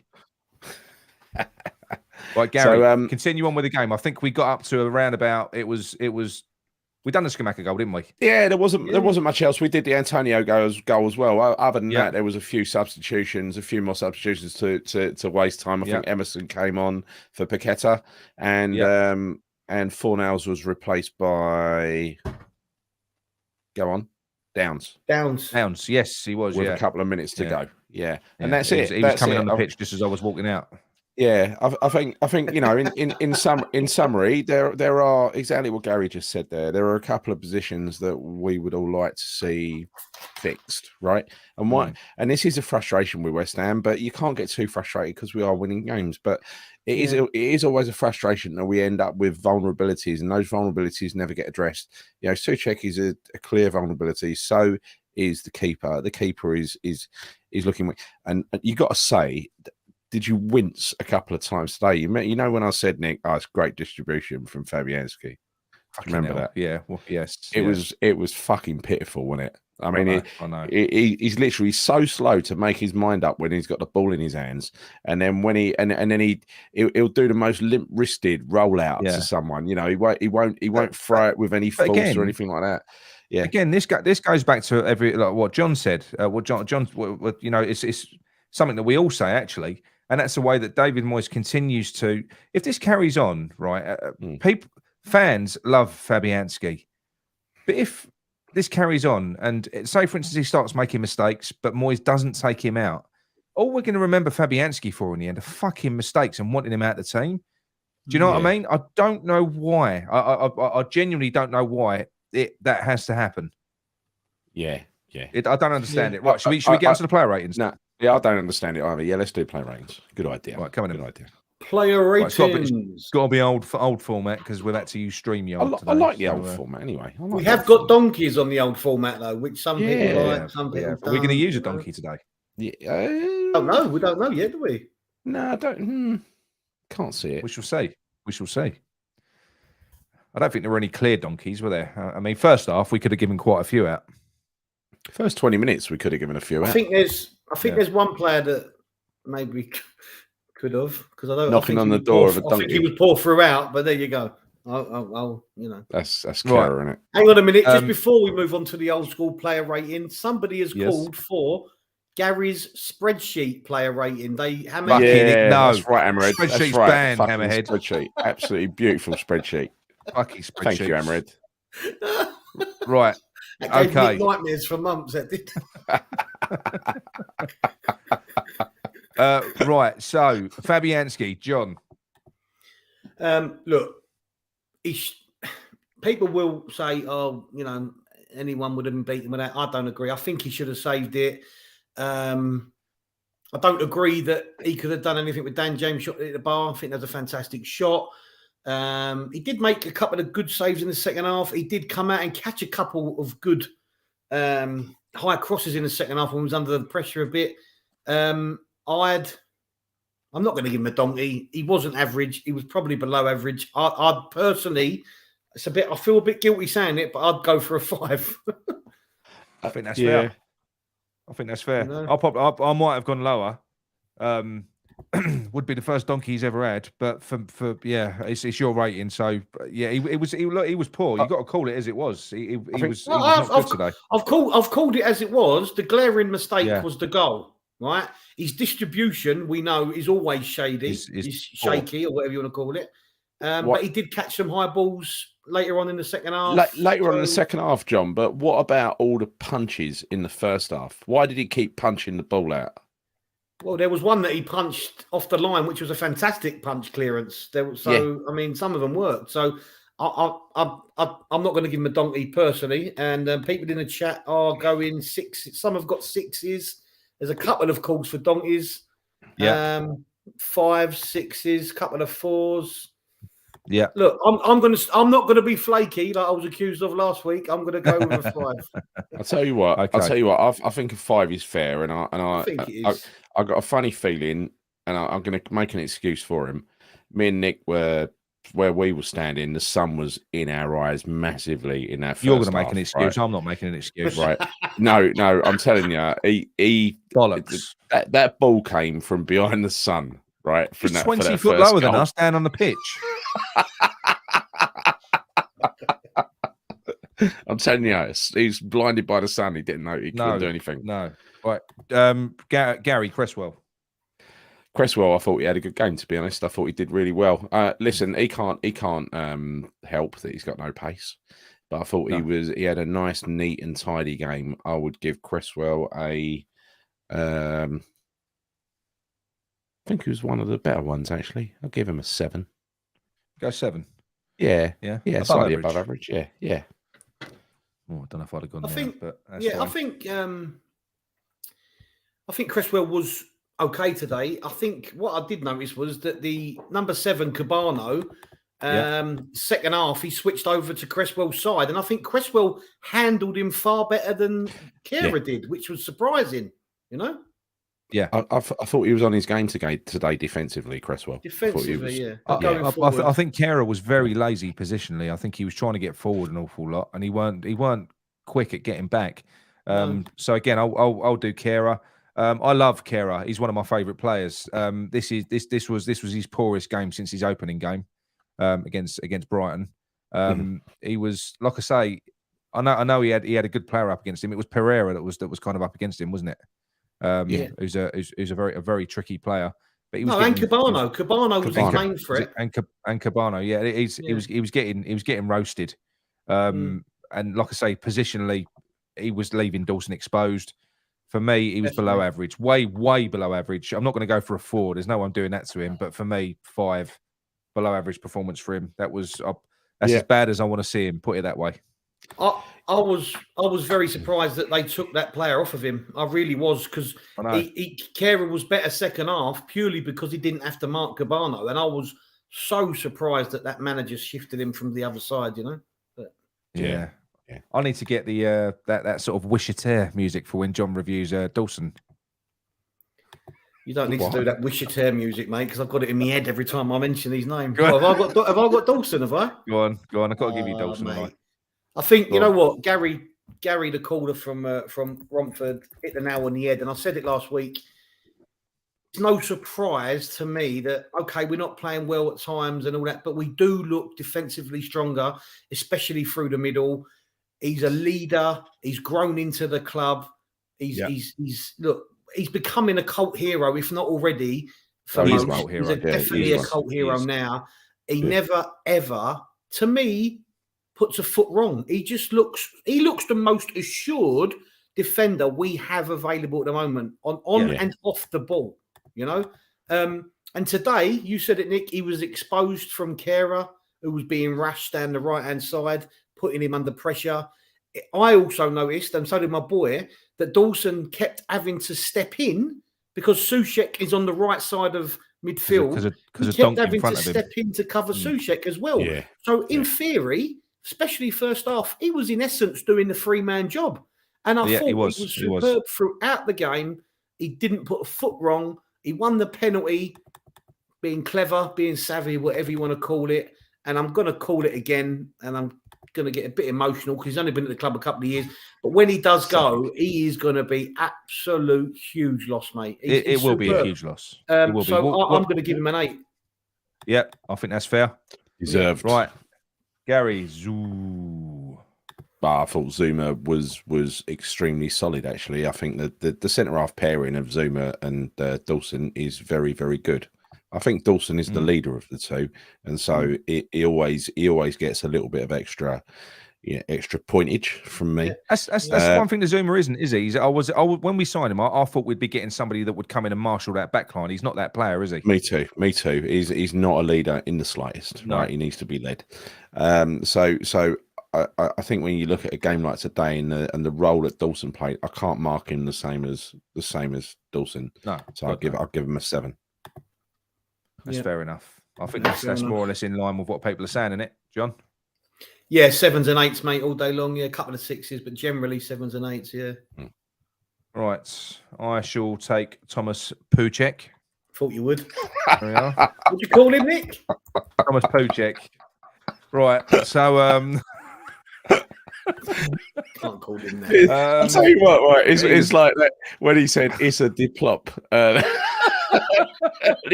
That's interesting, isn't it? Just quickly, just to interject, Issa Diop has left West Ham to get first team football, and he can't get first team football at Fulham. He's on the bench. But he gets to wear a pink training top when he's on the sideline, though. When he's at Fulham, this is true. It's like maybe I am shit after all. Yeah. So Thomas Souček, he was just pointless today, especially in that first half. He didn't do anything. He was just wandering around. I said to Gary, because we was having a debate, Gary and Paul, and Paul said, "No, look, you can't have all players the same thing, offer different things." I said, "Gary, just watch Souček for 5 minutes, please. Just watch him. Just watch him." And he just wanders. He just wanders around. He's got no position. He looked at his most confused today. He looked at his most confused. There's one thing that someone said, and I can't remember what it is. It's one of the YouTube channels. They called him an awkward dinosaur. Right? Yeah. And I can't get it out of my mind. When I watch him run now, he's awful. That's kind of what he looks like. Yeah, he actually won a header. So in the second half, he was a little bit better because he played one crossfield pass, which came off, and he won a header. But you know where the header went? It went to their fucking player anyway. He literally nutted it to their player. So he did win an aerial battle. He played a couple of decent passes, to be fair, crossfield balls. He's getting a donkey. Just quickly. Our friend Epic Hash Time. Souček, 81% passing accuracy. Paqueta, 83. You think Souček's passing was shit and Paqueta's wasn't? Go, Nick. Comment. But 81% of about 3 passes. Yeah, that's what I mean. 81% of about 3 passes, mate. Did you see the stuff that Paqueta was trying? Fucking hell. Yeah. You see when he tried to thread that ball through? He's different. He's different class, the guy. Different class. Well, it ain't quite coming off at the moment, but when it does. What did you give him? Oh, you've given him a 4. I've given him a 4. I'm sorry, he was shit. I'm not going to dress it up. He was terrible. We're going to talk about this after, aren't we? In the chat, it's 3s, 4s, and 5s. Yeah, he was terrible. I'm sorry. I'm fed up. I'm fed up watching him. I'm fed up moaning about him, and I just don't. And he played another 90 fucking minutes. Another 90 minutes. It's impossible to get him out of that team. Yeah. Honestly, interesting here from Snazzy Azzy. Sort of says what Gary says. Paqueta is trying to play forward though, and little flicks. So there's no comparison. He's trying to create things. You know, Souček's got an 81% pass rate from three fucking passes that are sideways. Well, this is what Matt Wallace says. Right. Paqueta is trying to pass forward. Souček can't even pass to Fabianski. Right, Gary, Declan Rice. It's true, though. Declan Rice, well, I thought he had a really, really poor. He was one of the players that was shit in the first 20 minutes and the first half. Yeah, so second half, much improved. I don't think he put much of a foot wrong in the second half, actually. I thought he looked quite... Oh, there was that time where he nearly broke Cresswell passing one too many times, whatever that little pass move. You just have to take it too far, Deck, don't you? Cresswell went over, didn't he? You know, old knees Jacobs. You know. He's rolling about on the floor, wasn't he? If he's I'm sure his voice couldn't get any more high pitched after that. That'd have been a really shit way to get injured, wouldn't it? It would be passed to death. But anyway, look. So on the balance of that, I can't give him any more than a 6. He can't get any more than 6. Oh, 6! Wow. Yeah. He had a great second half where I'd probably give him a. I think that's give balanced. him a 7.5. I'd give him a 5 in the first half. Yeah, I've got high expectations of Rice. I don't think that was a good game from him. I think he was, as Gary says, brilliant in the second half. In particular, that run down the left-hand side where was that Paqueta. He created a chance for Paqueta. So yes, he grew into the game, but he wasn't anywhere near as shit as Souček, but he was bad in the first half. I might put this to people in the chat if they want to call. I don't know if we're doing any more calls or whatever, but just anyway, in general, we spoke as well earlier. Do you think there's becoming an element now where, listen, I'm not being horrible to Souček, but do you think it's becoming an element now where Souček's bringing him down because Rice can't continually sort of do a two-man job? I think maybe. I think so. I think Rice looks. The couple of times I've seen Rice play alongside Downs, Rice has looked really happy and upbeat, and he's got the freedom to roam because he knows that these partners just going to sit there and cover it. Keep the back door shut for him, and he doesn't get that with Souček, does he? No. Shame. Right, I shall take Lucas Paqueta. Paqueta. I think he was really busy all game. He didn't get caught in possession a lot today. That was a bonus, wasn't it? Because that's been a symptom of his previous performances. He was moving the ball a lot quicker. He was perpetual motion, even when in possession. I think he understands now that when he's on the ball, he's going to have people snapping at him. He'll misplace passes, but he fucking plays some beauty. His passing is beautiful. He's silky smooth. I don't think that Rice and Souček were going through him enough. I don't think they're used to that system yet. But he created the goal. I think he made some beautiful passes. He put the best cross in of the game. For me, I would probably go a 7. I'm going for a 7 because I'm expecting big things from him. So it's going to take a lot for him to get above that for me because he's a big money player. He's absolute class, and he was much better. That was a good solid game today. It was good. Not everything is coming off, but the impressive thing that you're seeing at the moment is the stuff he's trying, because there really is some ambitious stuff that he's trying. There's a little bit of showboating that perhaps we can do without, when he's just giving the ball away, but that's just part of his makeup, right? The blind pass that actually turned out a blind pass to the opposition. The thing is that you see with him is that you don't see with many other players is as soon as he receives the ball, he knows what he's going to do with it, right? So he doesn't have to. There's no delay. There's no, like when Fulham gets the ball and he brings it down, and he has a little check to one side, and then he looks up and he picks who he's going to. He knows where the fucking ball's going, but before he receives it, right? He's like you said, that is a really good way to describe him. Actually, perpetual motion, because the guy don't stop moving for 90 minutes and. He would be very difficult to track. I mean, he just pops up. He goes looking for little pockets of space and just pops up here, there, and everywhere. I think it's fantastic. He's big. So enjoy watching him. Big, quick, and aggressive as well. I like. I think. Right. I think just very quickly, the most important thing about it is that he's becoming the player to unpick the lock.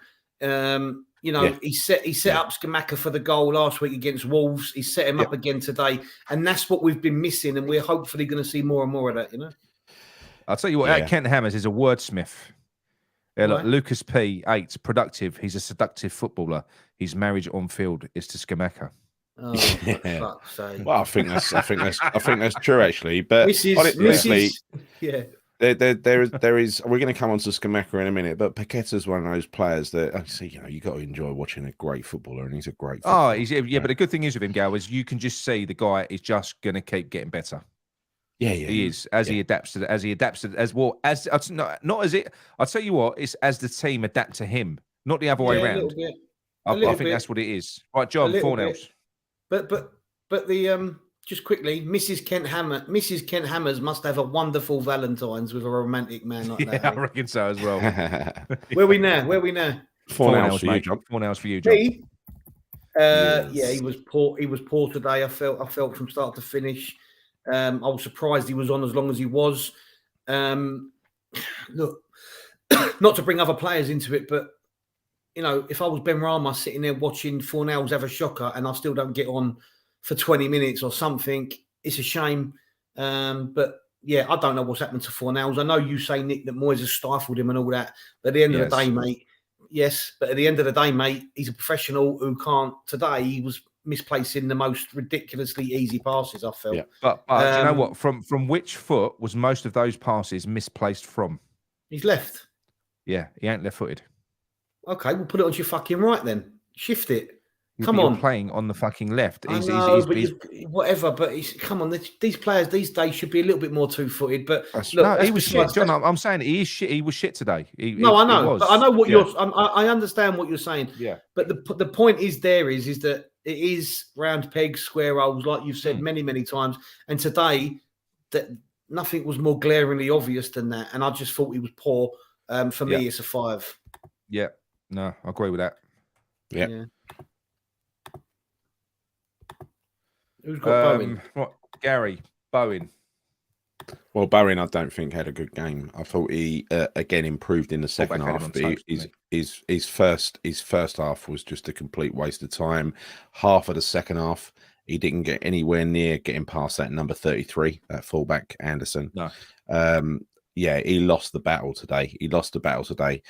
He'd done a couple of little things. He did look full of running. He's just not, you know, he's fast, but he's not fast as a genuinely fast player, right? And that fullback was genuinely fast. Yeah. So he was never going to beat him through trying to outpace him, and it literally is the only weapon he's got, isn't it? Yeah. That and a little bit of trickery. So if that don't work, then he's knackered. And he was knackered. He played a little role in confusing the keeper and defender with Antonio at the end for the third goal. Yeah. But yeah, and there was what was that one where Paqueta, you remember that beautiful move where Paqueta got a shot away and it kind of went towards Bowen? I thought Bowen should have scored that as well. Do you remember that? When it fell back to him, yeah. I'd love to see that back. I ain't got a clue what happened. But yeah, I'd say Bowen 6. Bowen 6. That's fine. Or that's an average performance, right? Yeah, average. I'd say average because he tried. He just had no joy. Yeah, he did try. Although I do feel like he lost heart against that fullback, and I think he regressed a little bit. I think he bottled it, mate. Well, I suppose. Look. I suppose at the end of the day, if you ain't got a pace to go past someone, and it's all about pace. Then is it bottling if you can't get the better of someone and you try and find a different way? Maybe not. You know, no, you've got to adapt. You have to adapt. There's nothing wrong with adapting. No. If you're not getting no joy against someone, then you've got to do something different, isn't you? Yeah. So. Oh look, not even by design. The Scamacca's fallen on me. Absolutely by design. Absolutely, you've been thinking about nothing else since you got home. I haven't. I'm not good at maths. Right, Scamacca, what can we say about this bloke? Six goals in 7 starts, different goals as well. You know, he scored that near post volley in Europe. He scored the fucking one outside the box. He scored headers. And that one today was just sublime. The guy has got everything. He links play. He's getting better and better. He's oozing confidence. He's an arrogant bastard. I love him. He believes in himself. And for me, I'm telling you now, this guy is. I think this is a big shout. I think this guy could achieve Paolo Di Canio status in the fan base. I think he could. You know, his celebration today was every bit as good as his goal. Absolutely that delayed celebration, the way he came and ran and sort of charged towards us. You know, it was fucking brilliant. I thought he'd seen you. I thought he'd seen you on his channel, and he was running towards you. I thought he was running straight at me. I was going to catch him. It was going to be like Dirty Dancing. But no, I've got a definite man crush on this bloke. I don't give a fuck. I think he's superb. He's everything I like about a footballer. He's aggressive. He's got flair. He's all hot, and he does not stop running. He was pressing. I never expected him to be a presser. I didn't think he'd be that type of that type of striker, but he does everything. He doesn't stop. He doesn't stop. He doesn't stop. And I can't believe, and I can fully understand now why he was linked with PSG. Yeah. With what we're seeing, because he ain't even really adapted yet to the league. He's just getting going, and he's only 23. He's going to get better. He's superb, honestly. And it ain't like against him. What do you do? Because he ain't one dimensional. When we're lining him up against defenses and the opposition is sort of designing tactics to mitigate him, it ain't like, oh, you know, we'll stop him running in behind. We'll stop him doing this. This guy can just score all different types of goals. Yeah, he can. I fucking love it. Can't do. I'm going 9. I'm sorry. I'm going 9 on Scamacca. I like Garino's comment. Scamacca 9, scores with his head, either foot, hold up play is great, and even his the handball laws do not apply to the big man. Exactly. Yeah. But no, he would have got a 10 if he'd have not fluffed 2 chances today, which he did. Yeah. So, well, he didn't fluff them. He fluffed one of them. One of them he got on target, but I think he could have done better with both. But yeah, that amazing performance for me. In terms of look, Antonio, we won't waste any time on the subs. Antonio, Emerson, and Downs, we'll just give them all 6s. But you got to give Antonio a 7 for getting the goal. Okay, yes, that's fine. I think the thing is with Scamacca, and we said it from the off when he came into the starting lineup in Europe, I think it was, it doesn't matter how hard the ball is hit into him. He just kills it dead, instantaneous. The way he controls a ball it's almost just so natural. He's not even thinking. He just astounds me the way he brings the ball down. They can rifle it into him. He controls it, kills it. And Johnny's so nimble as well, like 6'4". The geezer's massive, and he's got such good feet. Is he 6'5"? Fucking hell. And this is the most important bit. Snazzy, as he says, he's a handsome bastard as well. He is a good-looking lad, isn't he? Good-looking lad. There's no point asking. He's getting the man of the match today. For me, he was. There was one point today during the game where he, for some reason, he pulled his top up, and I got a glimpse of his torso. And I've never had butterflies looking at a man before. Was it similar to when I pulled my shirt up, John? No, very not similar at all. Like Chunk from the Goonies. Shuffle. Right. Right. I'm going to give it to John today because for Moyes. Go on, John. You can have Moyes. Look, he has made some of the changes we were all calling for. Not that he has to adhere to what the fan base say, but I think that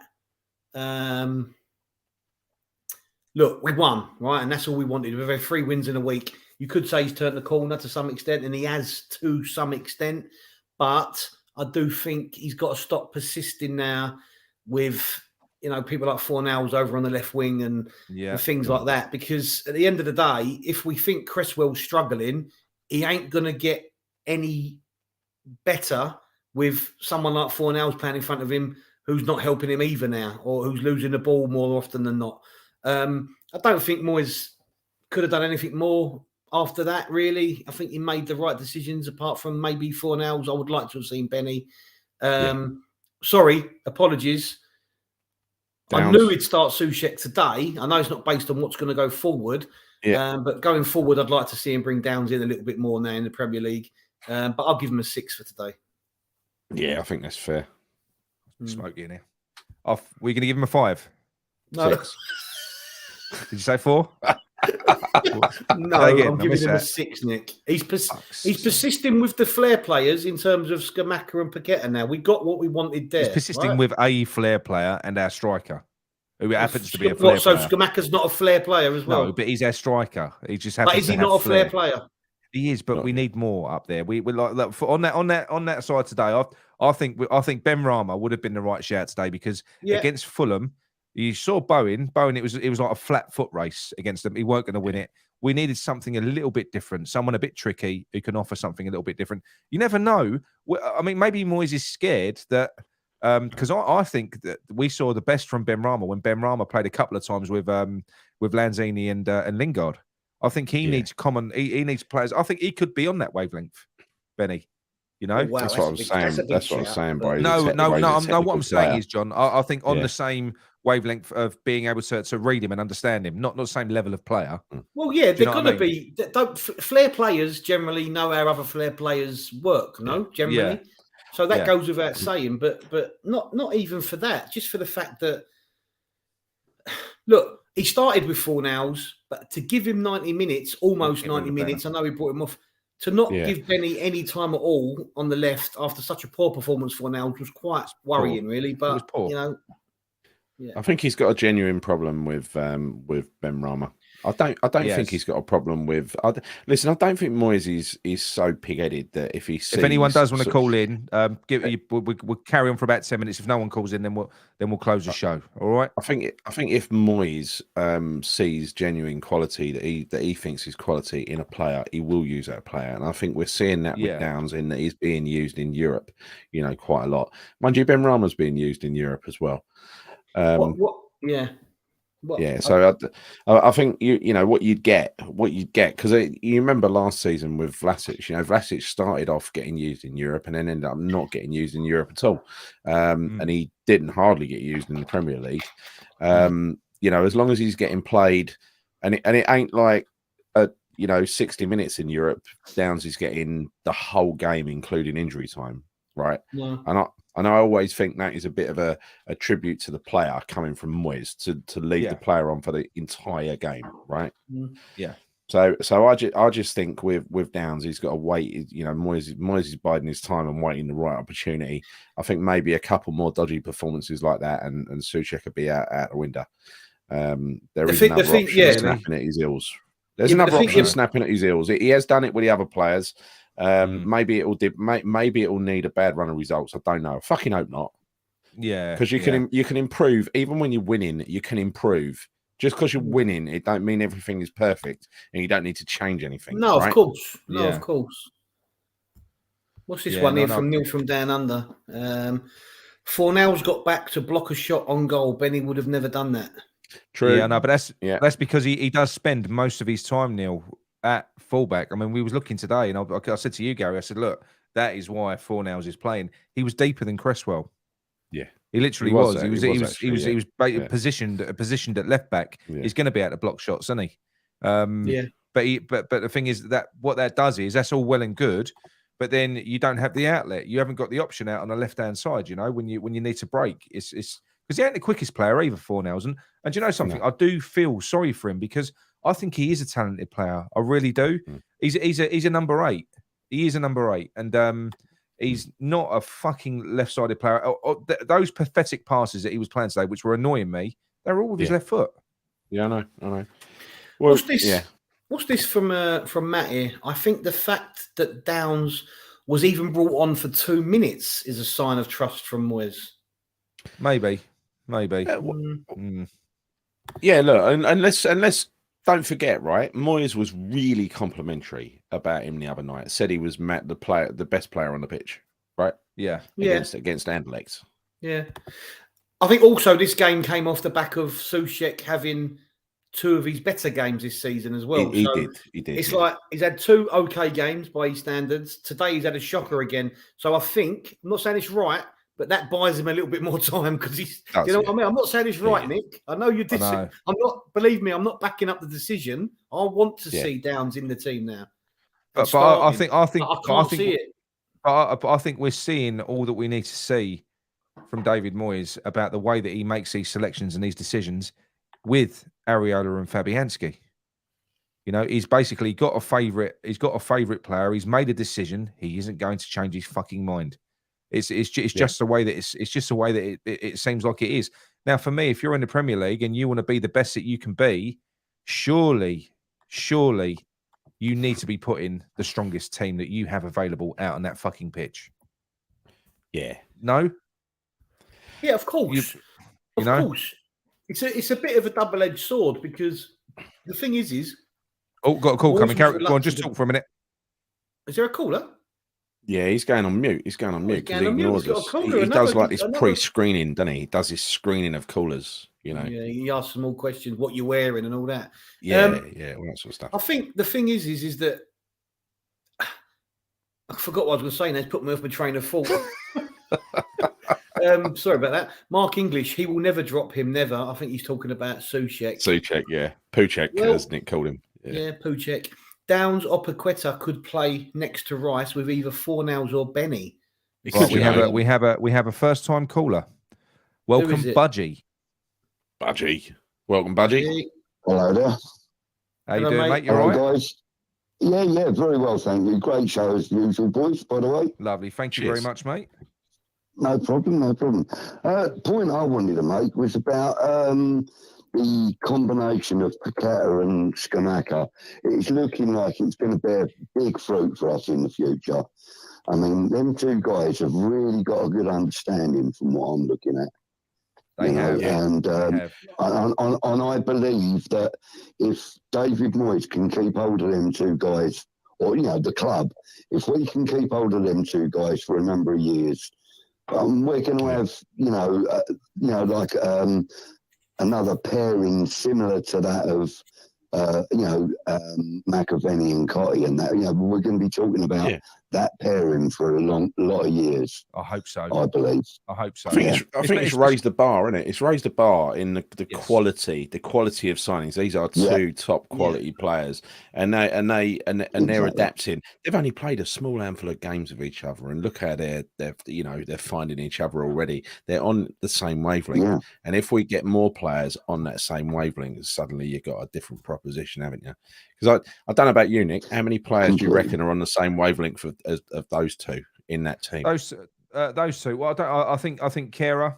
Do you know what? Funny enough, I think Dawson is. I think Dawson, like I said today, Dawson could see that our outlet was Paqueta, and we were talking about playing between the lines earlier on. Dawson was finding him as well. Yeah, Rice clearly 100%. Is. I think Fornals could be if played in the right position and if he was on form, which he isn't. Maybe Lanzini. Maybe we have got players that could play that game, but they're the technical players. I think Downs could because Downs just does simple things, doesn't he? He just wins the ball, turns it over. He's brilliant at it. But I think when you've got players in that team, someone like Souček, who is in the middle of the park, that is a disruptive influence to a team that is trying to play a passing game. You mentioned Lanzini a couple of minutes ago, and for a few weeks now, I've been saying, for a few weeks, for quite some time now, I've been saying that up until like this window that we've just, where we've just bought 8 players in, up until that window, I would have said that Lanzini was probably the most technically gifted player we've had, since losing players like the likes of Payet and that.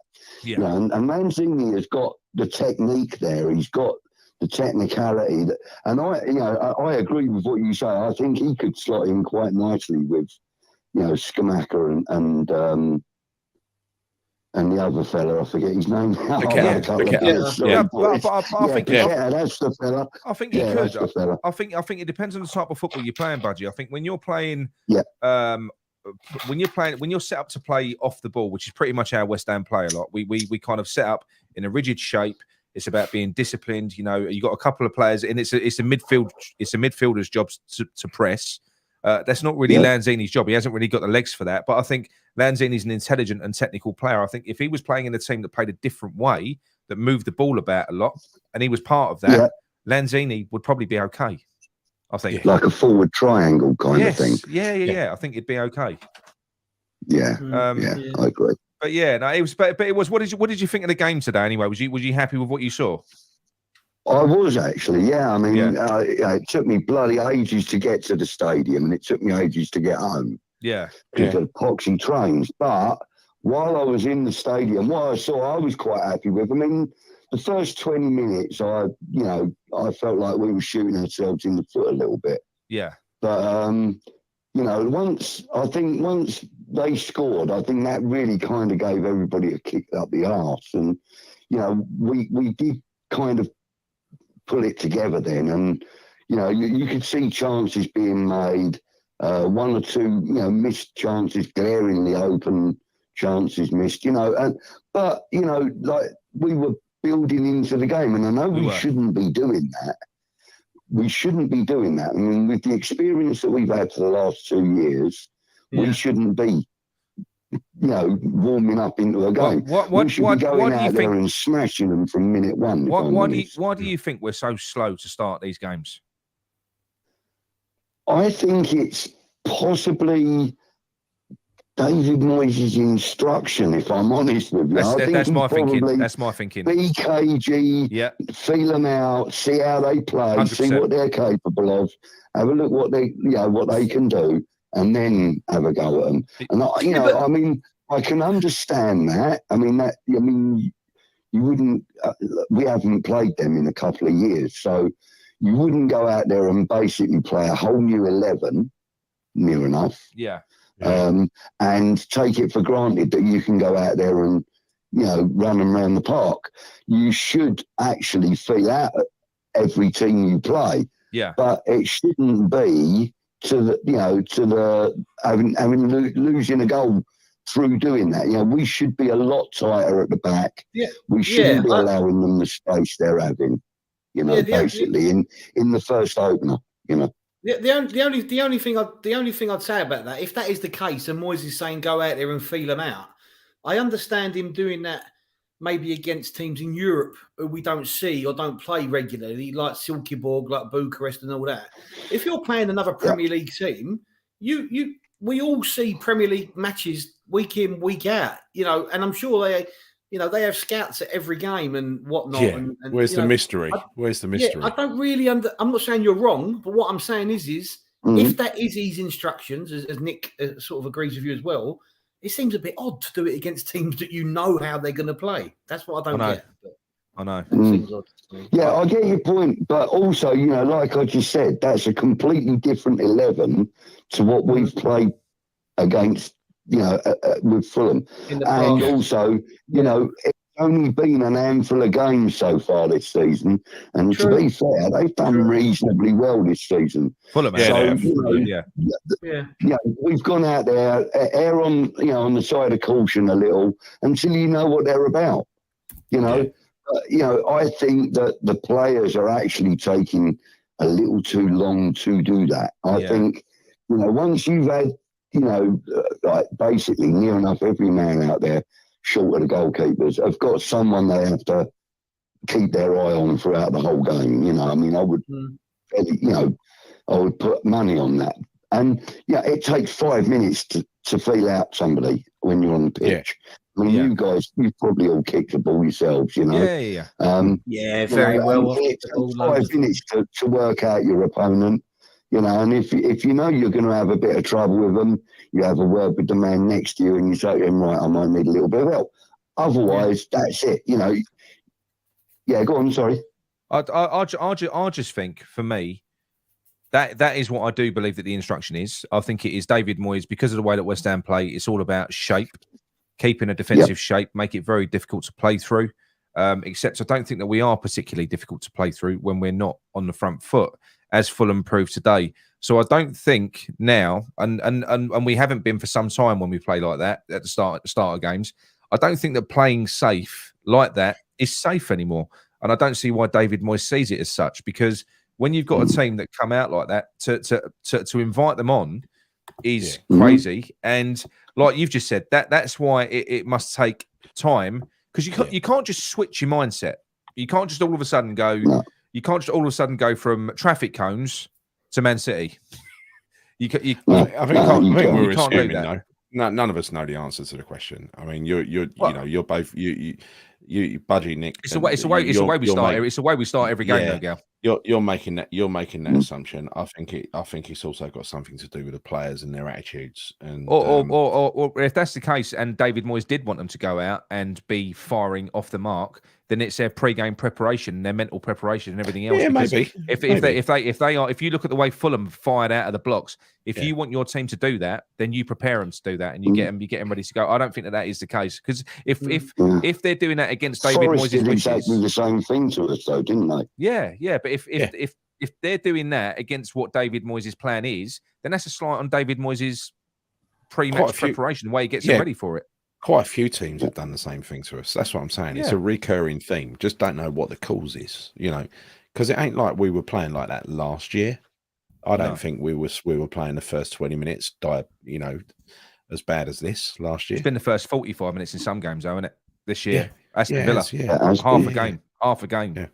Just sort of. The only thing is, the thing is when a team, especially when you're playing at home, if you allow the away team to have the ball so much, they will only grow in confidence. That's the thing as well, which is why I want us to take the game to the team, because as an away team, the more you're on the ball, your confidence will just naturally grow because the crowd go quiet, the home team fans are quiet, the home team fans get disgruntled, and you just grow in confidence. So I think it's the wrong way to be now, if not now, but always. I mean, this season has been a far cry from the stuff that we were doing last season. I mean, look at the last home game against City. I mean, we went out there, we were 2-0 up before they could even pull their socks up, you know? Yeah. That's right. It was a great performance, wasn't it? Great performance. Yeah. And, I mean, why we're not doing that again is it's frustrating, and it's also like puzzling because, we know what we're capable of doing. Yeah. Do you get frustrated, Budgie, by the favouritism that David Moyes shows with certain players?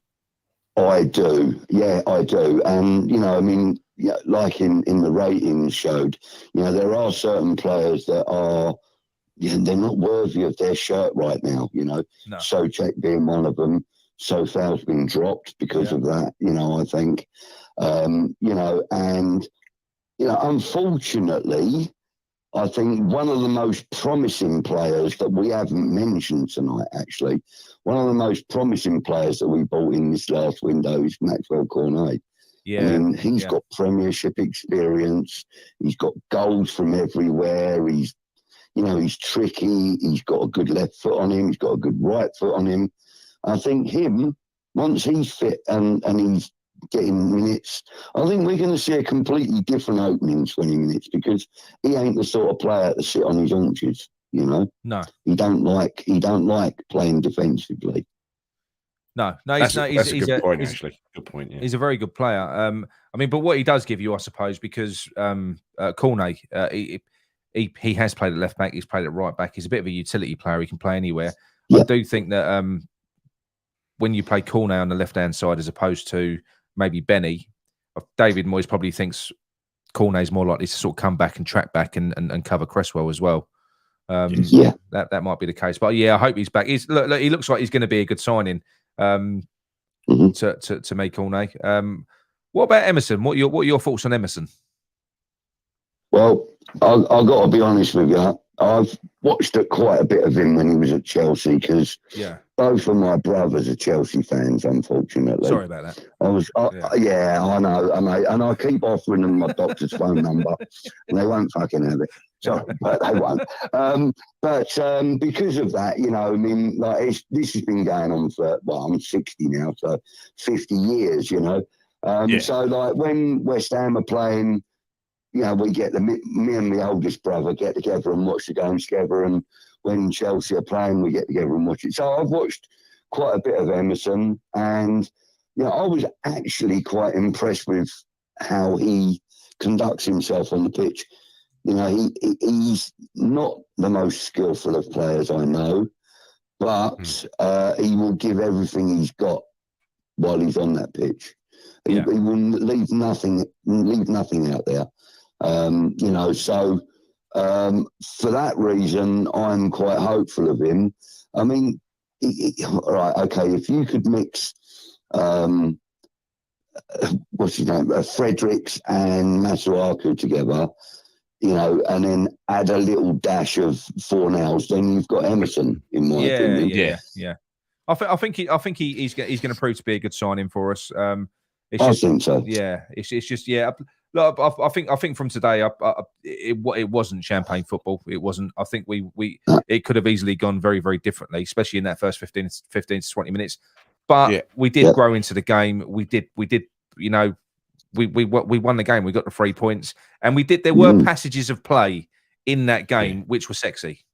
There was. Yeah. There was a couple. Oh, gosh. Some of that intricate little 1-2 stuff down the wings and that. Yeah. That was lovely. Yeah, there was. And, Paqueta and Skamaka were instrumental in a lot of that as well. They really were, mate. They were. Yeah. But anyway, Budgie, thank you very much, Mr. First Time Caller, but hopefully not a last time caller.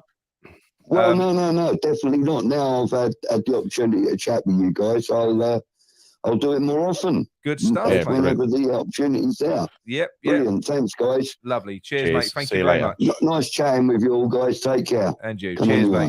Come on, you so. Thank you very much, Budgie. Right. Okay. That looks like a poor excuse for a train delay, doesn't it? Hang on. I've got another one. I've got another one. 1 minute. The train will not be stopping here. There is a budgie on the line. What the fuck? Nick's got another one. I'm going to think it's David Trevet. I don't know why I'm thinking that. Dave Trevet. Yeah, because he's oh, look, same number, Nick. You're psychic, John, aren't you? Oh, yeah. No, I've just read something. Sorry, mate. I thought I'm trying to pass myself off as psychic. Right, Dave. We've got Dave Trevet on the line. He needs to wind his neck in and pronounce the name right, isn't it? Is it Dave or David? No, I'm about the surname. What, Trevitt? That's how you read it. How'd you say it then? Yeah, you said it proper because you're a proper geezer, isn't it? How's it meant to be said then? What's he, Mrs. Bouquet or something? What is this? Keeping up appearances or something? Jesus Christ. And yeah, how's it going, boys? Yeah, all good, mate. All good. How did you enjoy the game today? Enjoy it? No, but I thought it was a pile of shit, wasn't it? Did you really? Yeah. There's literally no pleasing you, Dave. Yeah. you know, probably going to convince me different, mate. I mean, some good goals. Yeah. But he took the goals away. It was a pile of shit. Yeah. It weren't. Look, it weren't champagne football. It wasn't. And the first half, I would definitely agree with you. The first, and I would go further than the first 20 minutes. I think the first half was shit. To be honest, I think we scored against a run of play. The first half was pony. I don't think the second half was, mate. I think we grew back into the game. And on the balance of things, I do think we deserve to win it. So that's against look, and don't get this wrong. I know they didn't have Mitrovic, but do you know something? Fulham are a fucking good team, mate. You're a really, really good team. So, like I say, it ain't the type of football that I'm going to be happy with. I'm not saying that I want much better than that from West Ham. It weren't, but we did grow into the game. I think we got the job done today. Champagne football. It weren't even fucking Lamborghini, mate. But there were moments. There was some sexy moments in the game, though. Yeah, I mean, I thought we linked up well down the left with Paqueta and Rice, and it was the other body. There was three of them, weren't there, down the left, and they were linking well. I think they were a bit too clever for their own good at one point, and they're putting the ball out of play, didn't they? But that was Rice with Cresswell, wasn't it? Yeah. Let's pick out one good thing, Dave. Dave, let's pick out one good thing. What did you think of Skamaka's finish? Oh, bang on. Yeah, bang on. And I never thought for a second that it weren't going to be given because I didn't see it touch his hands, his elbow. No, I didn't see it. We were down that end as well. Yeah, we did see it. I couldn't work out what the hold up was. I've got to be honest. I was incredibly confused. I don't know what was going on. I watched all the different angles afterwards. Didn't see anything wrong with it. Don't know what they were going on about. I don't know. I think sometimes they go through all the different. I think you said afterwards, Nick. There was a Liverpool game last season where they tried three different things to try and find something wrong with a goal to try to disallow it. Offside, handball, possible foul. That was Liverpool with Ogbonna's header. Do you remember that? I was fucking raging in that game. They did. There was three different instances of they were just trying to find any way to rule it out. But but no, they looked at offside to start with, didn't they? Sorry, mate. They looked at offside to start with. They looked at offside. Today, they looked at offside first today. That's right. But the flag went up. Did you say the flag went up? The flag did go up. Yeah, that's why. That's why Skamaka didn't celebrate. That's why he didn't celebrate. Okay. But okay. But yeah. So anyway, what are your we got a question here from Lee. Lee Vasallo. What do we think about the handball situation, i.e. VAR? I never saw it. I did not see it. No, not see it. Sounds like Arsene Wenger. Yeah, I know. But I didn't see it. I didn't see it. No. What are your expectations now, Dave? So obviously you're not happy with the way things are at the minute. You're not you kind of I still want things to be far better than what they are. I'm just sort of happy with the fact. I'll tell you what I'm happy with, and that's kind of because obviously I went over to the game today, and I'm happy with the fact that Skamaka's bedding into the team, and Paqueta looks like they're coming good. It wasn't great football, but they're the positives that I sort of took from that game, as well as the 3 points.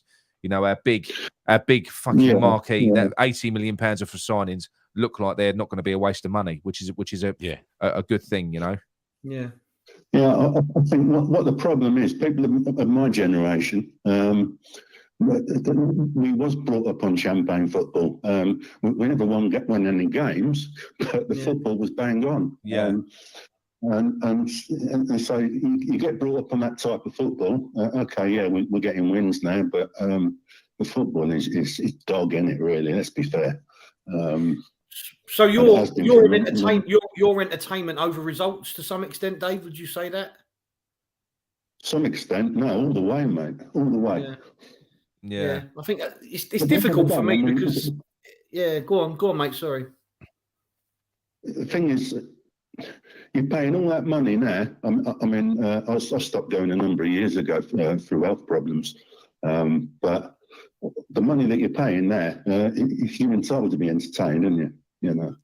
Yeah, no, I know. I don't disagree with that to some extent. But also, I suppose you've got to balance it as well, Dave, because with the Premier, take last season for instance. If we were to play, if we were to try and go toe to toe with the likes of Man City in their style and the way that they play and stuff like that, we wouldn't have got half the results that we got in the last few years. Now, I'm not backing this up by any chance because now I want to see us transition. But I'm talking about the way we played for the last 2 years. What that football that we played yielded was a European tour where we ended up getting those nights in Seville, Lyon, which were entertaining. That was entertaining. But that was off the back of hard work and graft and grinding out shitty results, if you like, in the league, doing what we do. But the trouble is now. See, I was accepting of it when we'd gone from being relegation fodder to what we are now. We've got these players in now. I think we've got players, and I think we've got the capability now to play a much better style of football. Therefore, I want to see us play a different style of football. I'm not play sexy football and get beat 8-0, 9-0. That's not me. I don't want to see that. That's not fun. But I think we've got the players now where we could go out and we could play better football now. So I think it's a viable tactic now for me. I mean, obviously, I'm not talking about the City games and the Liverpool games and those the Chelsea games. Not those games, because they will rip you a new one. No doubt about it. But there's plenty of fodder in that league where you can play decent football. Yeah, there are. There are. The likes of Tottenham and Villa and that, Yeah, Villa, I was disappointed with this season. I was annoyed by the way we set up against Villa. Are we not? Look, you've said it. You said it today. You said it in the Wolves game as well. There was moments. There was some sexy football. There was some good passages of play. Okay, but are we not starting to slowly see what we want coming in? I know it's not quick enough for some, and I'm of that. I'm of that to some extent as well. But what I'm saying is, are we not starting to slowly see a little bit more coming in? I think we are. I think we are. We are. I think we've got to be patient, Nick. We've got to be patient. You're not going to have everything click into gear at once. I think what you witnessed today is, over the last couple of games, actually, you've witnessed Skamaka coming into a little bit of form. And he's gone from this guy who he's evolved from a guy who couldn't hold on to the ball at all, right? He literally couldn't hold on to the ball, to someone who doesn't lose the ball. And also he's getting himself into exactly the right positions for his teammates to find him. With Paqueta, when he first, a couple of games ago, getting crowded out all the time, just losing the ball, just conceding possession, to this new player that's suddenly finding pockets of space.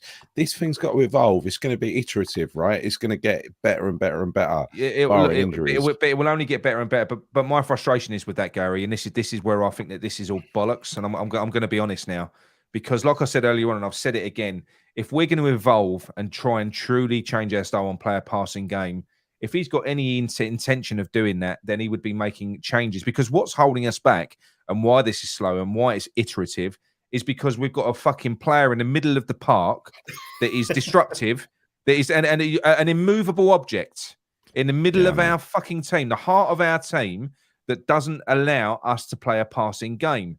Now, that is why it's got to be iterative, because we've almost, what we've got to wait for a leg to fall off before Downs can come in? I don't know. Listen, I was going to. that's not even enough. Sorry, mate. I was going to pick up on that actually, Nick, before you started talking about it. Yeah. I mean, how the fuck? How the fuck Souček starts? He can't do a 2-yard pass. No. Now, if we got Downs in there, we know we're going to have some sort of control. We're going to have some sort of passing ability. It's just bullshit. It really is. Yeah. So that does frustrate me, and that is what is going to hold us up, and that is why it's going to be slow. That's why it's going to be a slow transition, and that is the reason why we'll go so far. We've got a sprinkling now, Gary. You said this before. Moyes wants to play a certain way, and he wants a sprinkling of magic to do the job. We're seeing that now, and it's working. But until we start seeing these players that are nothing more than mere cloggers in the team, until we see them replaced with footballers, then our true style isn't going to change. But we don't really have. We don't really have many of them left in the team now. Let's be honest. There's not many, but there's one of them smack bang in the middle.